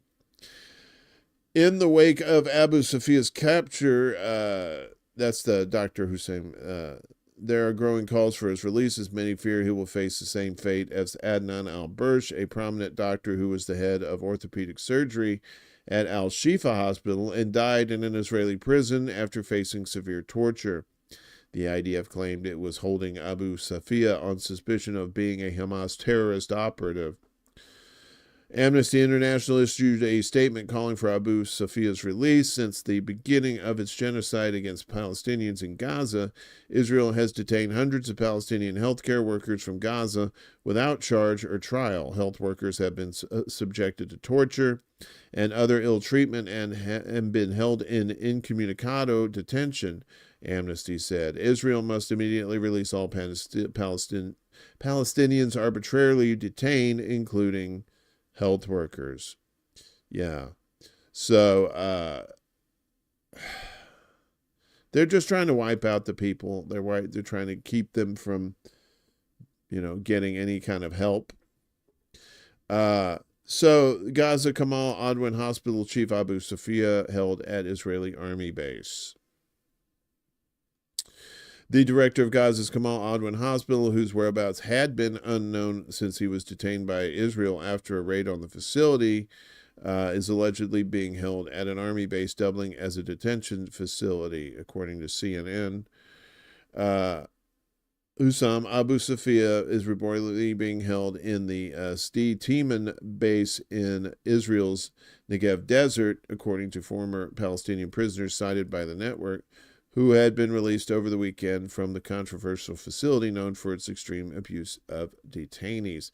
Well, CNN, you can't have to wonder. They've been making up shit. Recently? Not just recently. 2 Palestinian prisoners released this weekend from the facility said they saw Abu Safia at the prison, and another former detainee said he heard Abu Safia's name being read out, said the CNN report. They published that on Monday of last week, I believe. World Health Organization and authorities in Gaza said they lost contact with Abu Safia after the raid on Friday, which saw the Israeli military set fire to the Kamal Adwan and forcefully expel dozens of medical staff and patients, shutting down the only partially functioning hospital in northern Gaza. The Israeli army confirmed on Saturday that it arrested the director as he was suspected of being a Hamas terrorist operative. The whole command and control center thing. When asked if Abu Safia had been transferred to Israeli territory for further questioning, the military did not offer an immediate comment. On Monday, Israeli media circulated a video of the moments before Abu Safia was detained by Israeli forces. The footage capturing his efforts to move hundreds of patients and medical staff to safety after the Israeli military issued a 15-minute warning to evacuate the hospital. Ooh, 15 minutes to evacuate a hospital. That's very nice of you there. On Sunday, Israel's military said that its forces had killed approximately 20 Palestinians and apprehended 240 terrorists in the raid, calling it one of its largest operations conducted in the territory. Abu Safia had refused multiple Israeli orders to leave Kamal Adwan after the Israeli military imposed a devastating blockade on the northern Gaza Strip on October 5th. The Director General of the Health Ministry in Gaza said the medic who had documented the cruel impact of Israel's offensive on his hospital was severely beaten with batons and sticks by Israeli forces during the raid, forced to strip and put on clothes meant for prisoners. Abu Safia's family told CNN Sde Timan is known for brutality and torture. We can't imagine what our father is going through in that place, and if he is well or not, warm or cold, hungry or in pain. Tedros Adhanom Ghebreyesus, head of WHO, called for Abu Safia's release in a post on Tweeters on Monday, saying that hospitals in Gaza had become battlegrounds and that the health system was under severe threat. Tedros said the patients in critical condition at Kamal Adwan had been moved to the Indonesian hospital, which is itself out of function. Amid ongoing chaos in northern Gaza, WHO and partners today delivered basic medical and hygiene supplies, food and water to Indonesian hospital and transferred 10 critical patients to Al-Shifa hospital, he said. We urge Israel to ensure their health care needs and rights are upheld. Yeah, don't hold your breath.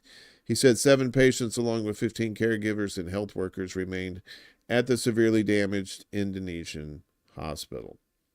Yeah. So, they're just erasing the Palestinians at this point. And now there's really nobody to stop them. Really, the Greater Israel Plan, isn't that what it's all about? To expand territories. And part of that is Lebanon, of course, as Israel forces advance deeper into southern Lebanon, burning homes, because that's what they do best. This is by Jason Ditz over at antiwar.com. Sunday marks 33 days into the 60-day ceasefire, that should be in quotes, between Israel and Lebanon. So far, Israel has committed at least 329 violations of that ceasefire. And officials are more and more open in saying they probably won't withdraw from Lebanon in 60 days as they were meant to under the deal. The violations include airstrikes and gunfire in several areas across southern Lebanon, but the Marjayoun district seems to be the most serious focus in recent days. Israeli troops have invaded the towns of Kantara and Teba and have begun burning civilian homes in both. Israel started the new offensive last week, invading areas deeper into Lebanon than they'd managed to occupy during the war. They hit Wadi al-Hujr first and were expelling the civilian population with heavy machine gun fire. Wadi al-Hujr is just west of the towns hit this weekend, pushing them closer to the Litani River. The UNIFIL peacekeepers were told before this new offensive that they should keep patrols away from the Marjayoun district. For their own safety, Israel has attacked UNIFIL sites and personnel multiple times during the war and has consistently warned them away from their operations because they think UNIFIL is a bunch of terrorists too, and UNRWA terrorists. They think they're all Hamas. This seems to be the first time they're actively warning UNIFIL about offensive operations after the ceasefire. Since the ceasefire, Israel has killed at least 33 people and wounded 37 others, mostly in southern Lebanon. Hezbollah has largely not retaliated over the attacks, but Israel still accuses them of ceasefire violations. Of course they do. Those violations on the Lebanese side are largely civilians attempting to return to the parts of Lebanon that Israel continues to occupy militarily. But it's okay to kill 33 people. And how many airstrikes that they do? 329 violations.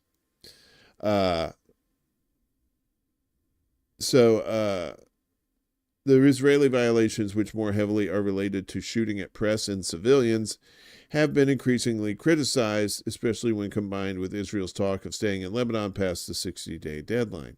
See, they're just openly talking about this now. This is like shit that they would say behind closed doors before, but now they're just like, fuck it. Nobody's going to stop us. Lebanon has also complained that Israel has been damaging farmland in the south during this latest offensive. Saplings provided by the World Food Program and funded by the EU were destroyed during Israel's recent raid on Wadi al-Hujr. After Israel invaded the town, bulldozers were brought in to level the agriculture project. Lebanon's agriculture ministry noted this was a violation of their sovereignty, but it appears to just be one of many in the ongoing offensive. Yep. Part of the Greater Israel. That's what it is. How it's going to keep going, because the United States, as long as the United States backs them, they're just going to keep on. They're just going to keep doing it.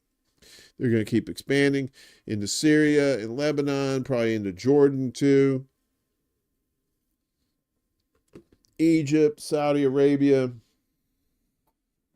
We got to stop it. And they think stopping Netanyahu is going to do it. But it's not just Netanyahu that's spearheading this whole thing. It's a whole culture of hate that has been perpetrated for at least the last 70-something years in order to keep people divided and controllable, right? So if something happened to Netanyahu, would anything really change over there? Wouldn't they just replace him with somebody just as evil? But just in case you're kind of hoping for the Grim Reaper to get the claw machine out and pick out BB. Well, you got a close call there, but no dice. What's up, Kate? Good to see you. I missed you at the orgy this weekend. I hope to catch you next week. So, we had donuts in various forms. Israeli hospital says Netanyahu has undergone successful prostate surgery. So the pain in his ass is gone, but the pain in our ass, called Benjamin Netanyahu, is still around. So he underwent successful surgery yesterday to have his prostate removed. Hospital officials said, a procedure that came as he manages multiple crises, including the war in Gaza and his trial for alleged corruption. Netanyahu, who has had a series of health issues in recent years, has gone to great lengths to bolster a public image of himself as a healthy, energetic leader. During his trial this month, he boasted about working 18-hour days, accompanied by a cigar. But as Israel's longest-serving leader, such a grueling workload over a total of 17 years in power could take a toll on his well-being. Yes, and probably, murdering thousands of people, too. That could probably take a toll as well. Netanyahu, 75, is among older world leaders, including President Joe Biden at 82, President-elect Donald Trump at 78, Brazil's President Luiz Inácio Lula da Silva, he's 79, and Pope Francis, who's 88, who have come under scrutiny for their age and health issues. Netanyahu's latest condition is common in older men, but the procedure has had some fallout. The judges overseeing his trial accepted a request from his lawyer on Sunday to call off 3 days of testimony scheduled this week. The lawyer, Amit Haddad, had argued that Netanyahu would be fully sedated for the procedure and hospitalized for a number of days. I'm sure he would. Dr. Ofer Gofrit, head of urology department at Jerusalem's Hadassah Medical Center, said in a video statement late Sunday that the procedure had gone well and there was no fear of cancer or malignancy. We only hope for the best, he said in a statement. Netanyahu thanked his doctors. Thanks for taking care of my asshole. His office said he was fully alert and was taken to an underground recovery unit. Underground? Why has he got to go underground? Fortified against potential missile attacks. Oh, but I thought the Iron Dome was the protector. What happened? Netanyahu was expected to remain in the hospital for several days of observation. Justice Minister Yariv Levin, a close ally, served as acting prime minister during the operation. With so much at stake, Netanyahu's health in wartime is a concern for both Israelis and the wider world. As Israel's leader, Netanyahu is at the center of major global events that are shifting the Middle East, with the dizzying pace of the past 14 months. Being incapacitated for even a few hours can be risky. I doubt that. Netanyahu will be in the hospital at a time when international mediators are pushing Israel and Hamas to reach a ceasefire in Gaza, and as nobody likes you. And as fighting between Israel and Yemen's Iran-backed Houthi rebels intensify. See, those fucking Houthis, man, they're just like, they're like little badges. Tough, they don't give a fuck about nobody. Prostate issues are common and in many cases easily treatable. Still, the procedure puts a dent in Netanyahu's image of vigor at a time when he would want to protect strength more than ever, yada, yada, yada. He insists he's in excellent health. His office released footage of him touring war zones in full protective gear, flanked by military officers. But that image was shattered last year when Netanyahu's doctors revealed he had a heart condition, a problem that he apparently long known about, but concealed from the public. A week after a fainting spell, Netanyahu was fitted with a pacemaker to control his heartbeat. Only then did staff at the Sheba Medical Center reveal that Netanyahu has for years experienced a condition that can cause irregular heartbeats. The revelation came as Netanyahu was dealing with massive anti-government protests. The news about chronic heart problems stoked further anger and distrust among extreme political polarization in Israel. So, and there's more of that there, but the AP, they drone on, and I don't really like the AP. But they gave us the nuts and bolts that he's going to be aces. You don't have to worry about him. So the claw machine will have to get somebody else. They did get somebody else. Who did they get? Who died today? Who was that? Who was that person? Who's that? They said they died.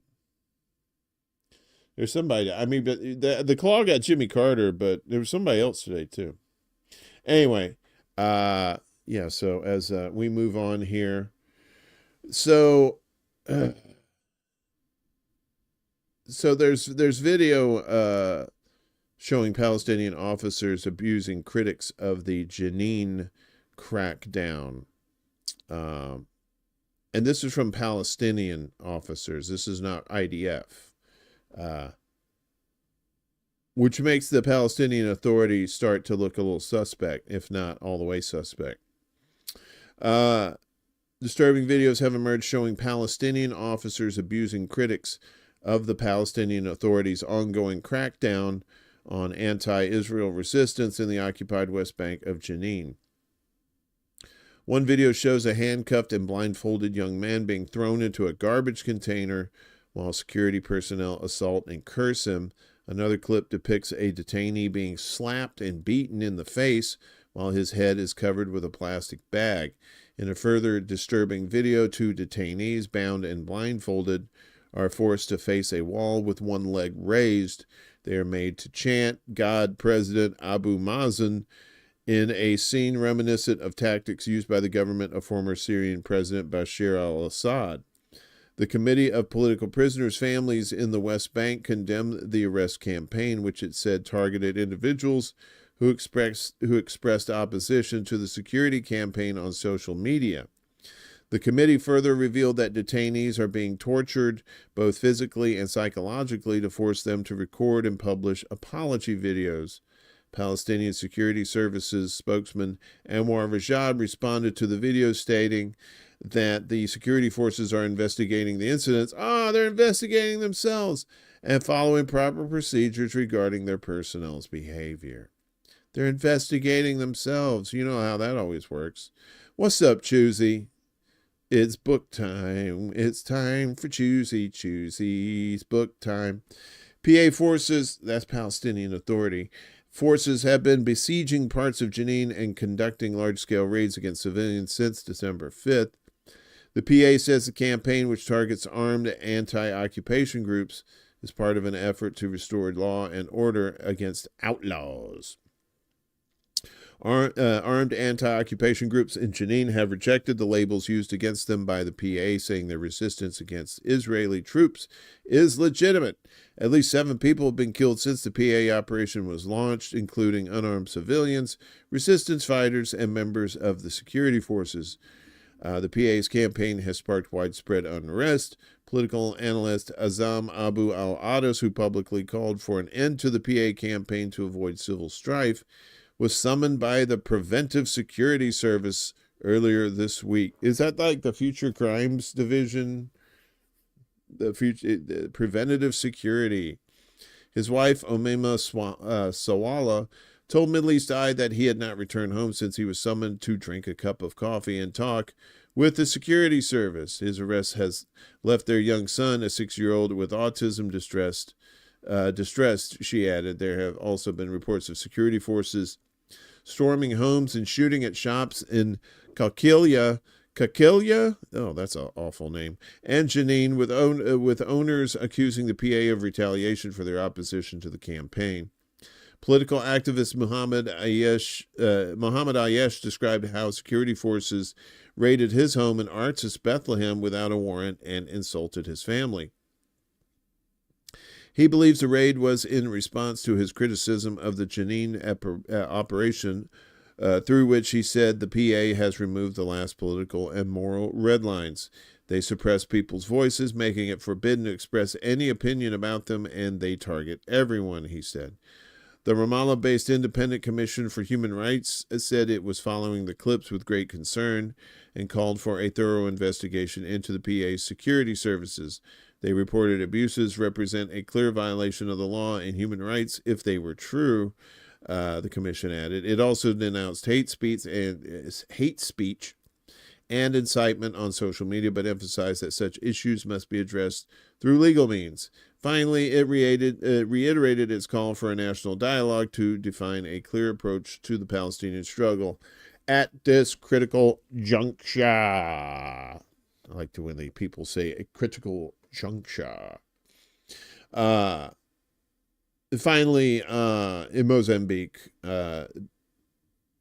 you try to have some sort of democracy in the world in general. And, a lot of places it's hard to do that without some sort of violence. And the same goes for places like Mozambique. Thousands flee Mozambique for Malawi to escape deadly post-vote violence. Leaving because of a vote. Thousands have fled Mozambique in the past week to neighboring Malawi, seeking refuge from the southern African nation's deadly post-election protests, according to authorities told AFP. Some 13,000 people have crossed over to Malawi since Monday, according to government sources, the day Mozambique's top court confirmed the ruling party's win in October's vote. That result has been denounced as fraudulent by the opposition, and its rubber stamping triggered an especially violent week of protests marred by incidents of vandalism and looting. Most of the arrivals crossed over into Malawi's south, officials said, many of them fording over rivers to escape the unrest. Dominic Mwandira, commissioner for the Southern Border District of Nsanje, said that around 2,500 families had arrived so far, warning that the number could rise. About 11,000 people crossed the Shire River to enter Malawi, while an additional 2,000 crossed the Ruo River, said Wandira. Several government ministries were put on alert, and the asylum seekers were being housed across a number of temporary sites, he added. Speaking on condition of anonymity, an official from the United Nations Refugee Agency warned the situation had become an emergency. Given the complexity of the situation, we have not yet verified the exact number of arrivals. Registration efforts began today, and we will have a clearer picture once this process is complete, the official said. We will then be able to assess how to direct them towards more permanent accommodation, the UNHCR source added. Meanwhile, the tiny kingdom of Eswatini to Mozambique south saw an influx of more than 350 Mozambicans this week, Foreign Minister Folil Shakantu said. That took the total number of Mozambican arrivals since the protests against the election began in October to 500, she added. Our hands are open as a country. We want to reassure and reaffirm our commitment as a country to assist our neighbors from Mozambique, Shakantu said. At least 261 people have been killed in the unrest that followed in the wake of the October 9th vote, according to local NGO Plataforma Decide.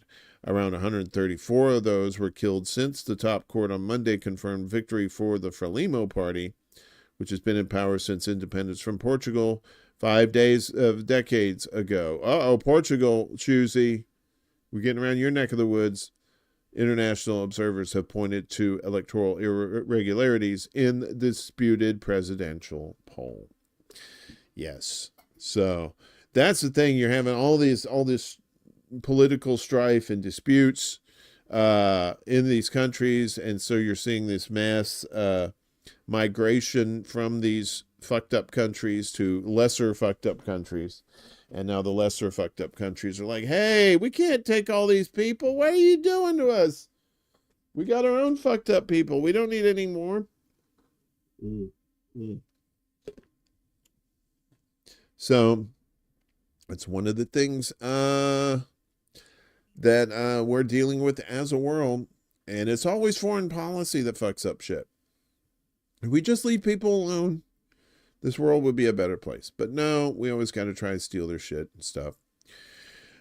So the TikTok deal, it's kind of up in the air now with Trump going to be in the mix as he's trying to, I don't know. I think he's trying to save TikTok. I don't know. I think it's bullshit. If it's anything Trump, look down at your feet and check to make sure you didn't step anything, because you probably did. The sharing of biased and False news has become all too common on social media. More alarming, some media outlets publish these things they think are true without checking facts first. Unfortunately, some members of the media use their platforms to push their own personal bias and agenda to control exactly what people think. And this is extremely dangerous to our democracy.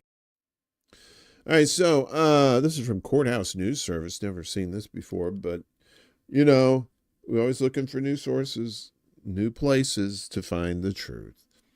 Pushing TikTok deal, Trump opposes ban at SCOTUS. Ooh. President-elect Donald Trump on Friday urged the Supreme Court to delay a TikTok ban so he can negotiate a deal that would avoid a nationwide shutdown of the app. Despite igniting concerns over its Chinese ownership and signing an executive order banning the app over concerns about national security and data privacy in 2020, Trump now says his position has changed.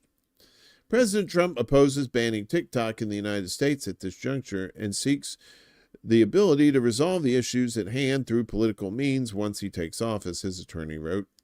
Noting that he has 14.7 million TikTok followers, Trump suggested that his ability to connect with users aided in his presidential win. He also cited a Truth Social post from September in which he called on Americans who wanted to save TikTok to vote for him. The incoming president submitted his views in an amicus brief before the Supreme Court, which rushed to schedule arguments before a bipartisan divest or ban law takes effect on January 19th. Trump, who will be inaugurated for his second term on January 20th, hopes to give the High Court an off-ramp. In light of the novelty and difficulty of this case, the court should consider staying the statutory deadline to grant more breathing space to address these issues, Trump wrote. Trump did not write that shit. Trump did not write that all nice and fancy like that. He wouldn't say in light of the novelty and difficulty of this case. This is a weird case, I know. I know this case is weird, y'all. Everybody says it's weird, but the court should consider staying the deadline to grant more space to address these issues. Yeah, he's not talking fancy. He's talking about cheeseburgers and shit. In a rare bipartisan move this year, and once again, as what's his face told us, if you see anything bipartisan, you know it's fuckery's afoot. Lawmakers ordered TikTok's China-based owner ByteDance to divest. George Carlin, that's who was saying that. If you see bipartisan, you know you're about to get fucked. Fucked by both of them. To divest or face a ban in the U.S., citing national security concerns to Protecting Americans from Foreign Adversary-Controlled Applications Act, or PAFACA, prohibits foreign adversaries from controlling social media apps. TikTok sought reprieve from the courts, filing a constitutional challenge to the ban. The social giant argued that silencing the speech of 170 million goddamn American red-blooded Americans was an unprecedented war on the First Amendment. Choosy is going for the encyclopedia today. I love it. TikTok sought, so we're done. Company argues its California-based subsidiary operates a platform in the U.S., blocking the Chinese government from potentially accessing any user data. And even assuming China could access user data, which TikTok says it can't, the company argues it can't be stripped of its First Amendment rights. Congress's unprecedented attempt to single out petitioners and bar them from operating one of the nation's most significant speech venues is profoundly unconstitutional, TikTok wrote. The D.C. Circuit agreed the law restricted speech, but said it was constitutional because it served a compelling government interest. Compelling government interest. But First Amendment advocates said it's unconstitutional to bar Americans from accessing foreign speech. The Knight First Amendment Institute, which is not the Knights of Malta, they're choosy, says prohibitions are popular in totalitarian governments seeking to control information available to their citizens. It cited Iranian restrictions on social media platforms, Saudi Arabia's prohibitions on certain news sites, and Israeli Prime Minister Benjamin Netanyahu's government shutting down of the Israeli newspaper Haaretz. The list of countries that have banned TikTok should itself be a warning because these countries do not share American commitments to a free and open internet, the Institute wrote. Among those countries, Afghanistan, Iran, North Korea, and Somalia, and even China. Ironically, China bans TikTok, allowing only a Chinese version called Douyin that is subject to heavy censorship, the Institute noted. That's funny. We got TikTok over here in China, but, we restrict it. The Biden administration says prohibitions on foreign adversary ownership do not implicate the First Amendment. ByteDance is a foreign entity operating abroad and thus lacks First Amendment rights. U.S. Solicitor General Elizabeth Prelor wrote, nor can it manufacture a First Amendment right by laundering its overseas activities through its American subsidiary. Even under the First Amendment, the Biden administration believes the law is constitutional because it surgically addresses lawmakers' national security concerns. That's a view shared by many lawmakers. For example, Congressman Raha Krishnamurthy, an Illinois Democrat, says lawmakers relied on decades of internal reports as well as public and classified briefings to assess the risks of TikTok. Under China's 2017 National Intelligence Law, all organizations and citizens must cooperate with national intelligence efforts.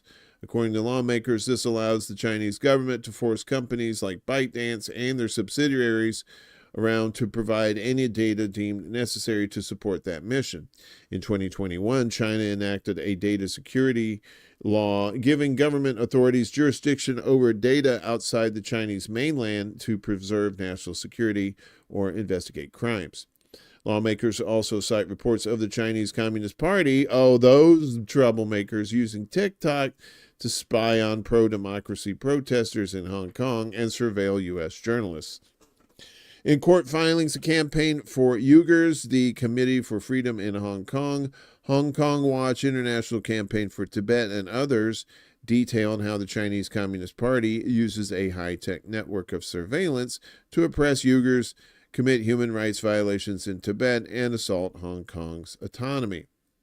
From the mass genocide of ethnic and religious groups to programs of punitive state-imposed forced labor, to the torture and imprisonment of intellectuals and dissidents, the CCP's human rights violations are extensive, the groups wrote. These abuses are often perpetrated with the assistance and complicity of technology companies, further amplifying their scale and impact. Strange bedfellows have emerged on both sides of the case. A conservative advocacy group started by former Vice President Mike Pence, that guy, sided with the Biden administration, calling TikTok digital fentanyl. Digital fentanyl, that's what they call me in the club, son. You know what's up. Yo, DJ Digital Fentanyl in the house, y'all. I'm gonna put your shit to sleep permanently, son, you heard? The First Amendment is not and should not be read as a means of granting the Chinese government the power to do with what the American government could not. Manipulate what Americans can say and hear. That group, Advancing American Freedom, wrote. Advancing American Freedom. While current government officials have been tight-lipped over details providing the threat of TikTok's foreign ownership, former national security officers describe how the party could deploy TikTok as a wide-scale propaganda and misinformation machine to influence U.S. policy debates. For example, in the lead-up to the enactment of the statute as at issue in this matter, TikTok sent its 170 million American users a prompt mischaracterizing the act's divestment requirement as a flat ban on TikTok and encouraging them to call their representatives in Congress to oppose the act, the national security officials wrote. The Supreme Court is scheduled to hear arguments on January 10th. That's right. BBC, get your heads out of the gutter. You dirty little minks. I'm not talking about that BBC. The UK media is always in cahoots with the Zionist regime and their what they want their minions to do. So this is BBC staffers reveal editor's entire job to whitewash Israeli war crimes. That's your whole job, buddy. BBC editor Rafi Berg has almost complete control of the British broadcaster's online coverage of Israel's war on Gaza and is ensuring that all events are reported with a pro-Israel bias. That's according to a new report published over the weekend by Dropsite News. This guy's entire job is to water down everything that's too critical of Israel, one former BBC journalist said. Dropsite News spoke to 13 current and former staffers who stated that the BBC's coverage consistently devalues Palestinian life, ignores Israeli atrocities, and creates a false equivalence in an entirely unbalanced conflict. Another BBC journalist said Berg plays a key role in a broader BBC culture of systematic Israeli propaganda. How much power he has is wild, said another journalist. There was an extreme fear at the BBC that if you ever wanted to do anything about Israel or Palestine, editors would say, if you want to pitch something, you have to go through Rafi and get his sign-off, another journalist explained. In one case, Berg downplayed Amnesty International's accusation that Israel is committing genocide in Gaza. Berg chose a headline that stated, Israel rejects fabricated claims of genocide, to describe the Amnesty report and failed to post the story for 12 hours after it was written to suppress its online reach. The journalists interviewed by Dropsite also noted that the Amnesty report was not covered on the BBC's flagship news programs, BBC One's News at 1, News at 6, or News at 10, or its flagship current affairs program, BBC Two's Newsnight.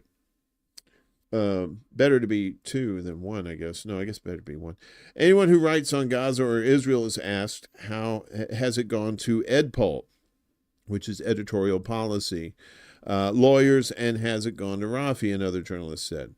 Rafi Berg, who wrote a book praising clandestine Mossad operation, wields great power to influence perceptions of Israel's war on Gaza because the BBC News website is the most visited news site on the internet with over 1.1 billion visits in May alone. Wow, it beat out Pornhub? That's crazy. The most visited news sites. Okay, sorry. Israel's war on Gaza has killed over 45,000 Palestinians, the majority women and children, and flattened large swaths of the besieged enclave. The pro-Israel bias imposed by Berg is evident in the language used to cover the war, while stories prominently used words like massacre, slaughter, and atrocities to refer to Hamas. They hardly, if at all, used them in reference to actions by Israel, wrote Rami Ruhaim, a Beirut-based BBC Arabic correspondent. In another case, the BBC published a story with a headline that hid Israel's responsibility for killing an entire family in a missile strike. Israel Gaza, father loses 11 family members in one blast, the headline stated. This is unbelievable. Dropsite notes that when the BBC does mention Israel as the perpetrator, it uses the caveat, reportedly. Allegedly. The BBC also uses euphemisms preferred by the Israeli army to hide its soldiers' war crimes. For example, the BBC describes the forcible transfer or ethnic cleansing of Palestinian civilians as evacuations. In one case, the BBC described Israel's total siege on Gaza with a headline stating, Israel aims to cut Gaza ties after war with Hamas. Defense Minister Yoav Gallant's public vow to impose a full siege on Gaza while calling Palestinians human animals received just one mention in any BBC online content. The journalist speaking with Dropsite said they made specific requests to BBC management to balance its coverage, but their requests have been ignored. Many of us have raised concerns that Rafi has the power to reframe every story, and we are ignored, one journalist said. Almost every correspondent you know has an issue with him. He has been named in multiple meetings, but BBC management just ignore it. The journalist said they demanded that stories should emphasize that Israel had not granted the BBC access to Gaza, that the network should end the practice of presenting the official Israeli versions of events as fact, and that the BBC should do more to offer context about Israeli occupation and the fact that Gaza is overwhelmingly populated by descendants of refugees forcibly driven from their homes beginning in 1948. What he's saying is you could actually do journalism is what they're talking about instead of this whitewashing of shit. But then you have your gatekeepers, right? That's what you have, your gatekeepers in media, particularly in the corporate media like that, that are going to make sure that the correct things are said and the incorrect things are not said on their media outlets, right? It's not just like a CEO kind of thing. These are people like in the ranks that they have control of at the BBC. BBC, very garbage outlet. Germany, I put this in here because I don't trust Germany with any of its virtue signaling shit. And I think that's what this is. Although I think it's a good thing to point out Islamophobia. I don't think Germany's doing it for the reasons we think they are. So, Germany to open its first anti-Muslim racism reporting center next spring. What's this about? So, a populous Western German state will open the country's first anti-Muslim racism reporting center in spring of next year. The state of North Rhine-Westphalia, home to more than 1.7 million Muslims, will establish a center called Medar to document and report attacks and crimes targeting Muslims. The center, which will be set up by the state government, that's the part I don't trust, will also track other racist activities directed at non-Muslim foreigners, public broadcasters WDR reported on Friday. Planned to open by March or April of next year, Medar is the fruit of 3 years of preparations. North Rhine-Westphalia, Germany's most populous state with a population of over 18 million, will become its first to launch a dedicated reporting center for anti-Muslim incidents. The state has witnessed several attacks on Muslims and their places of worship. In January 2022, numerous Muslim graves in the city of Iserlohn were vandalized with headstones broken and overturned.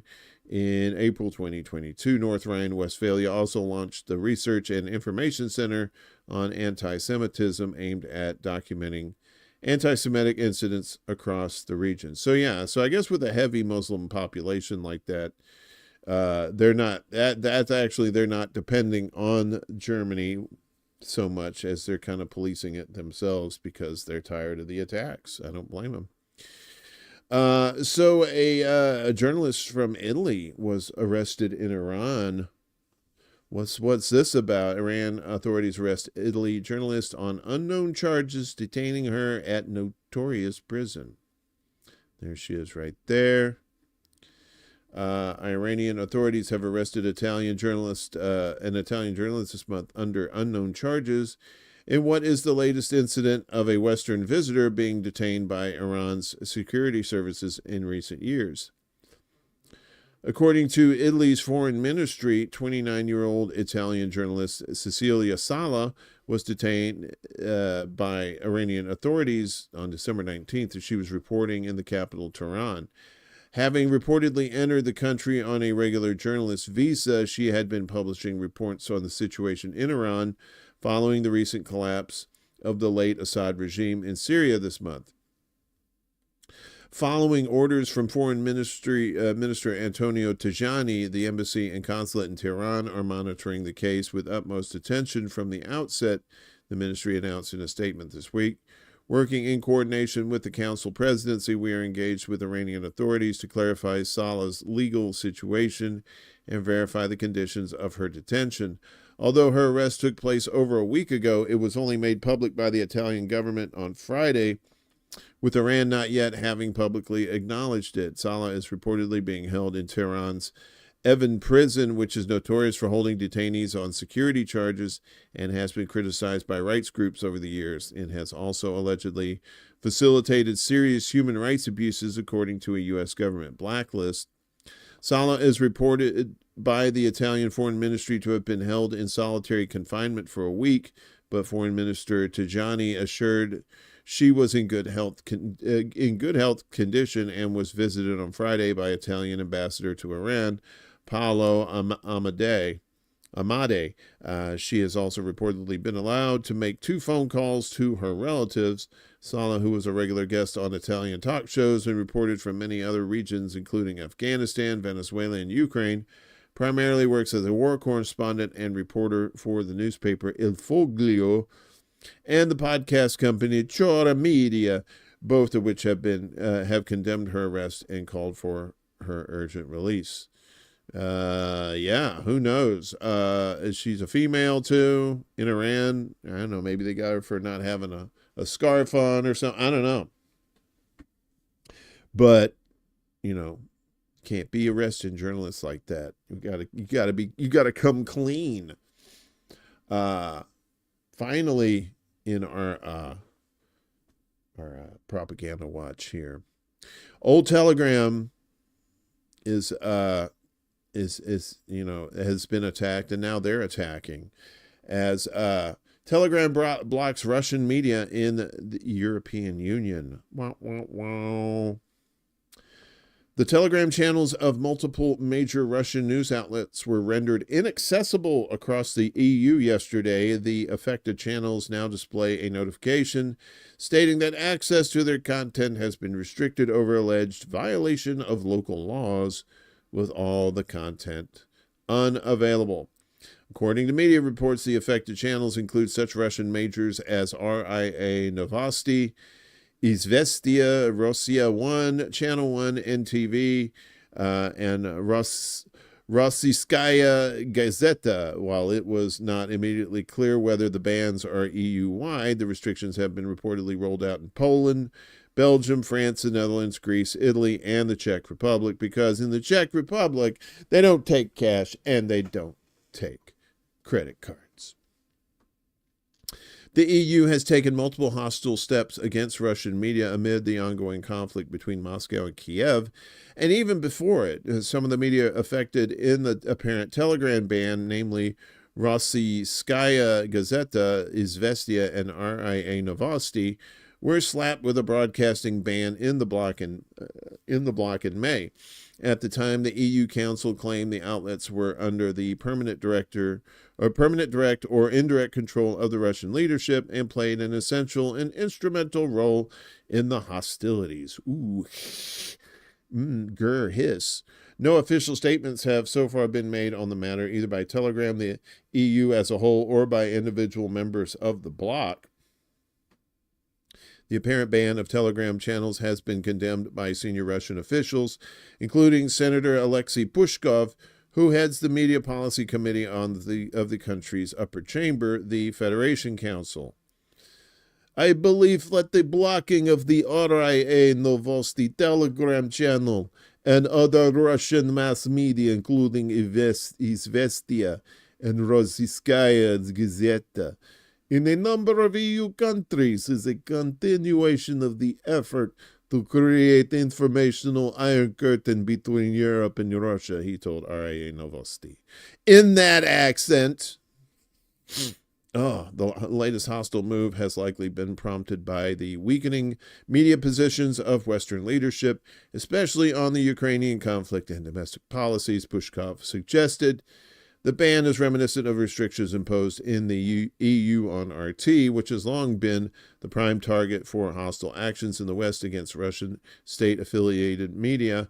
RT had all its Telegram accounts blocked across the bloc early into the Ukraine conflict in March 2022.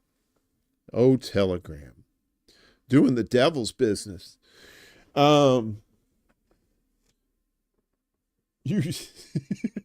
I just now saw this. Sorry, Ghost Art. I just saw this through Choosy's dossier here. I prefer genociders with prostates. That's what Trump would say. I don't like my genociders without prostates. They need to have their prostates. That's a deal breaker. That's a deal breaker. Folks, I can't leave you with a sad story, so I have to leave you with one of panic and thievery as our final story for today. I saw it this morning and I said, oh, I gotta have this, and you gotta have it too. Panic alarm at South African home triggered by remote stealing thieving ass monkey. That's what I put in the things. In my notes, I wrote panic alarm at South African home triggered by remote stealing thieving ass monkey. This motherfucker be stealing from me and mine. You taking bread out of my baby's mouth? How dare you, sir or madam? A South African security firm said teams were dispatched to a home where a panic alarm turned out to have been triggered by a thieving ass monkey. I put the ass in there for emphasis. Security company MI7 National Group said on social media that its control room received multiple panic alarm signals from a home in Northdale on the day after Christmas. Under the impression that the client must have been under distress, several units were immediately dispatched to the home, the Post said. Upon the first team's arrival, the client informed them that a monkey had gotten into the home and nabbed a remote containing the panic button. The monkey fled with the remote, and the company continued to receive panic signals until the primate was out of range of the receiver. In an unusual turn of events, the client opted not to have our teams chase down the culprit and let him get away with the loot. The filthy lucre, right? The monkey. I always like a good story about a monkey. So this monkey stole this panic, but it was just going, wee, beep, beep, beep, beep, beep, beep, beep. You know, maybe the monkey was having a panic attack too. It could be, right? You know, monkey's like, has pressures, has fears just like the rest of us. That's all you get for today. So, Happy New Year if I don't get a chance to tell you. Like I said, we may or may not have a show on Wednesday. I haven't figured it out yet. But if we do, you'll be the first to know. So if you liked everything, I hope you did. Well, I mean, if you found this show informative and a part of this complete breakfast, I appreciate you. If you wouldn't mind liking and sharing and subscribing to the show, we appreciate you. Oh, Kate, if you're still here, Kate, make sure you throw up your link for your radio show. Chuck, you could throw up your link for your show too. Please and thank you. Yeah, so, and if you want to donate to the show, links are down below. If you can't donate, that's fine. Just if you share out the links, that helps too. We appreciate all of it. So, oh, okay. Yeah, Kate, post your link in the thing there so people know about your radio show. So, yeah, and so as for tonight, I think the usual suspects. Willie, do you got a show tonight? I think you do. You let us know. Black Bear News today. I think they're doing Kevin's doing his show 2 p.m. Eastern on YouTube and Rumble. Willie's on YouTube and Twitch. Yes, there's Kate's Mixcloud.com. And we need to put that, Kate, we need to get you a little thing down here. We need to get you in the mix down here. So I'm going to work on that today. So yeah. And Around the World with Dee and Friends, I think she's on 9 p.m. on YouTube and Facebook. So, yes. Always have optional platforms to play on because you never know when the shit goes down. So, there'll be more episodes eventually, Chuck. Okay, good to know. Good to know. As for me, what is today? Monday. So I'll probably be back either Wednesday. I want to kind of get together and do like an ExtraBulla live with the chat, and we can talk about certain things. Maybe a year-end wrap up and just kind of hang out or whatever. We'll see, but I'll get the announcements out for that as well. If that's to happen. Otherwise, if I don't see you, have a good New Year. Be careful doing what you're doing if you're out and about. As Mom always said, I don't worry about you so much, but, watch out for the nuts. They're the ones that start all the trouble, not my sweet baby. This has been 6 months we've been doing this show, which is crazy. Feels like a lot longer, but, even for just the 6 months, the show has grown a lot, and I appreciate all the support. I appreciate the love. I appreciate all y'all being cool and smart. I don't like being around a bunch of dumbasses. So I like my chats all nice and smart already. So use your critical thinking skills. Don't join a cult, no matter what you do. Cults are not where it's at. No matter how exciting and loving and fun they may make you feel, it's not a good place to be. So that's it for me. Enjoy yourselves. Have a good new year. We'll see you next time. Peace. This is SETI Alpha 5! Woo!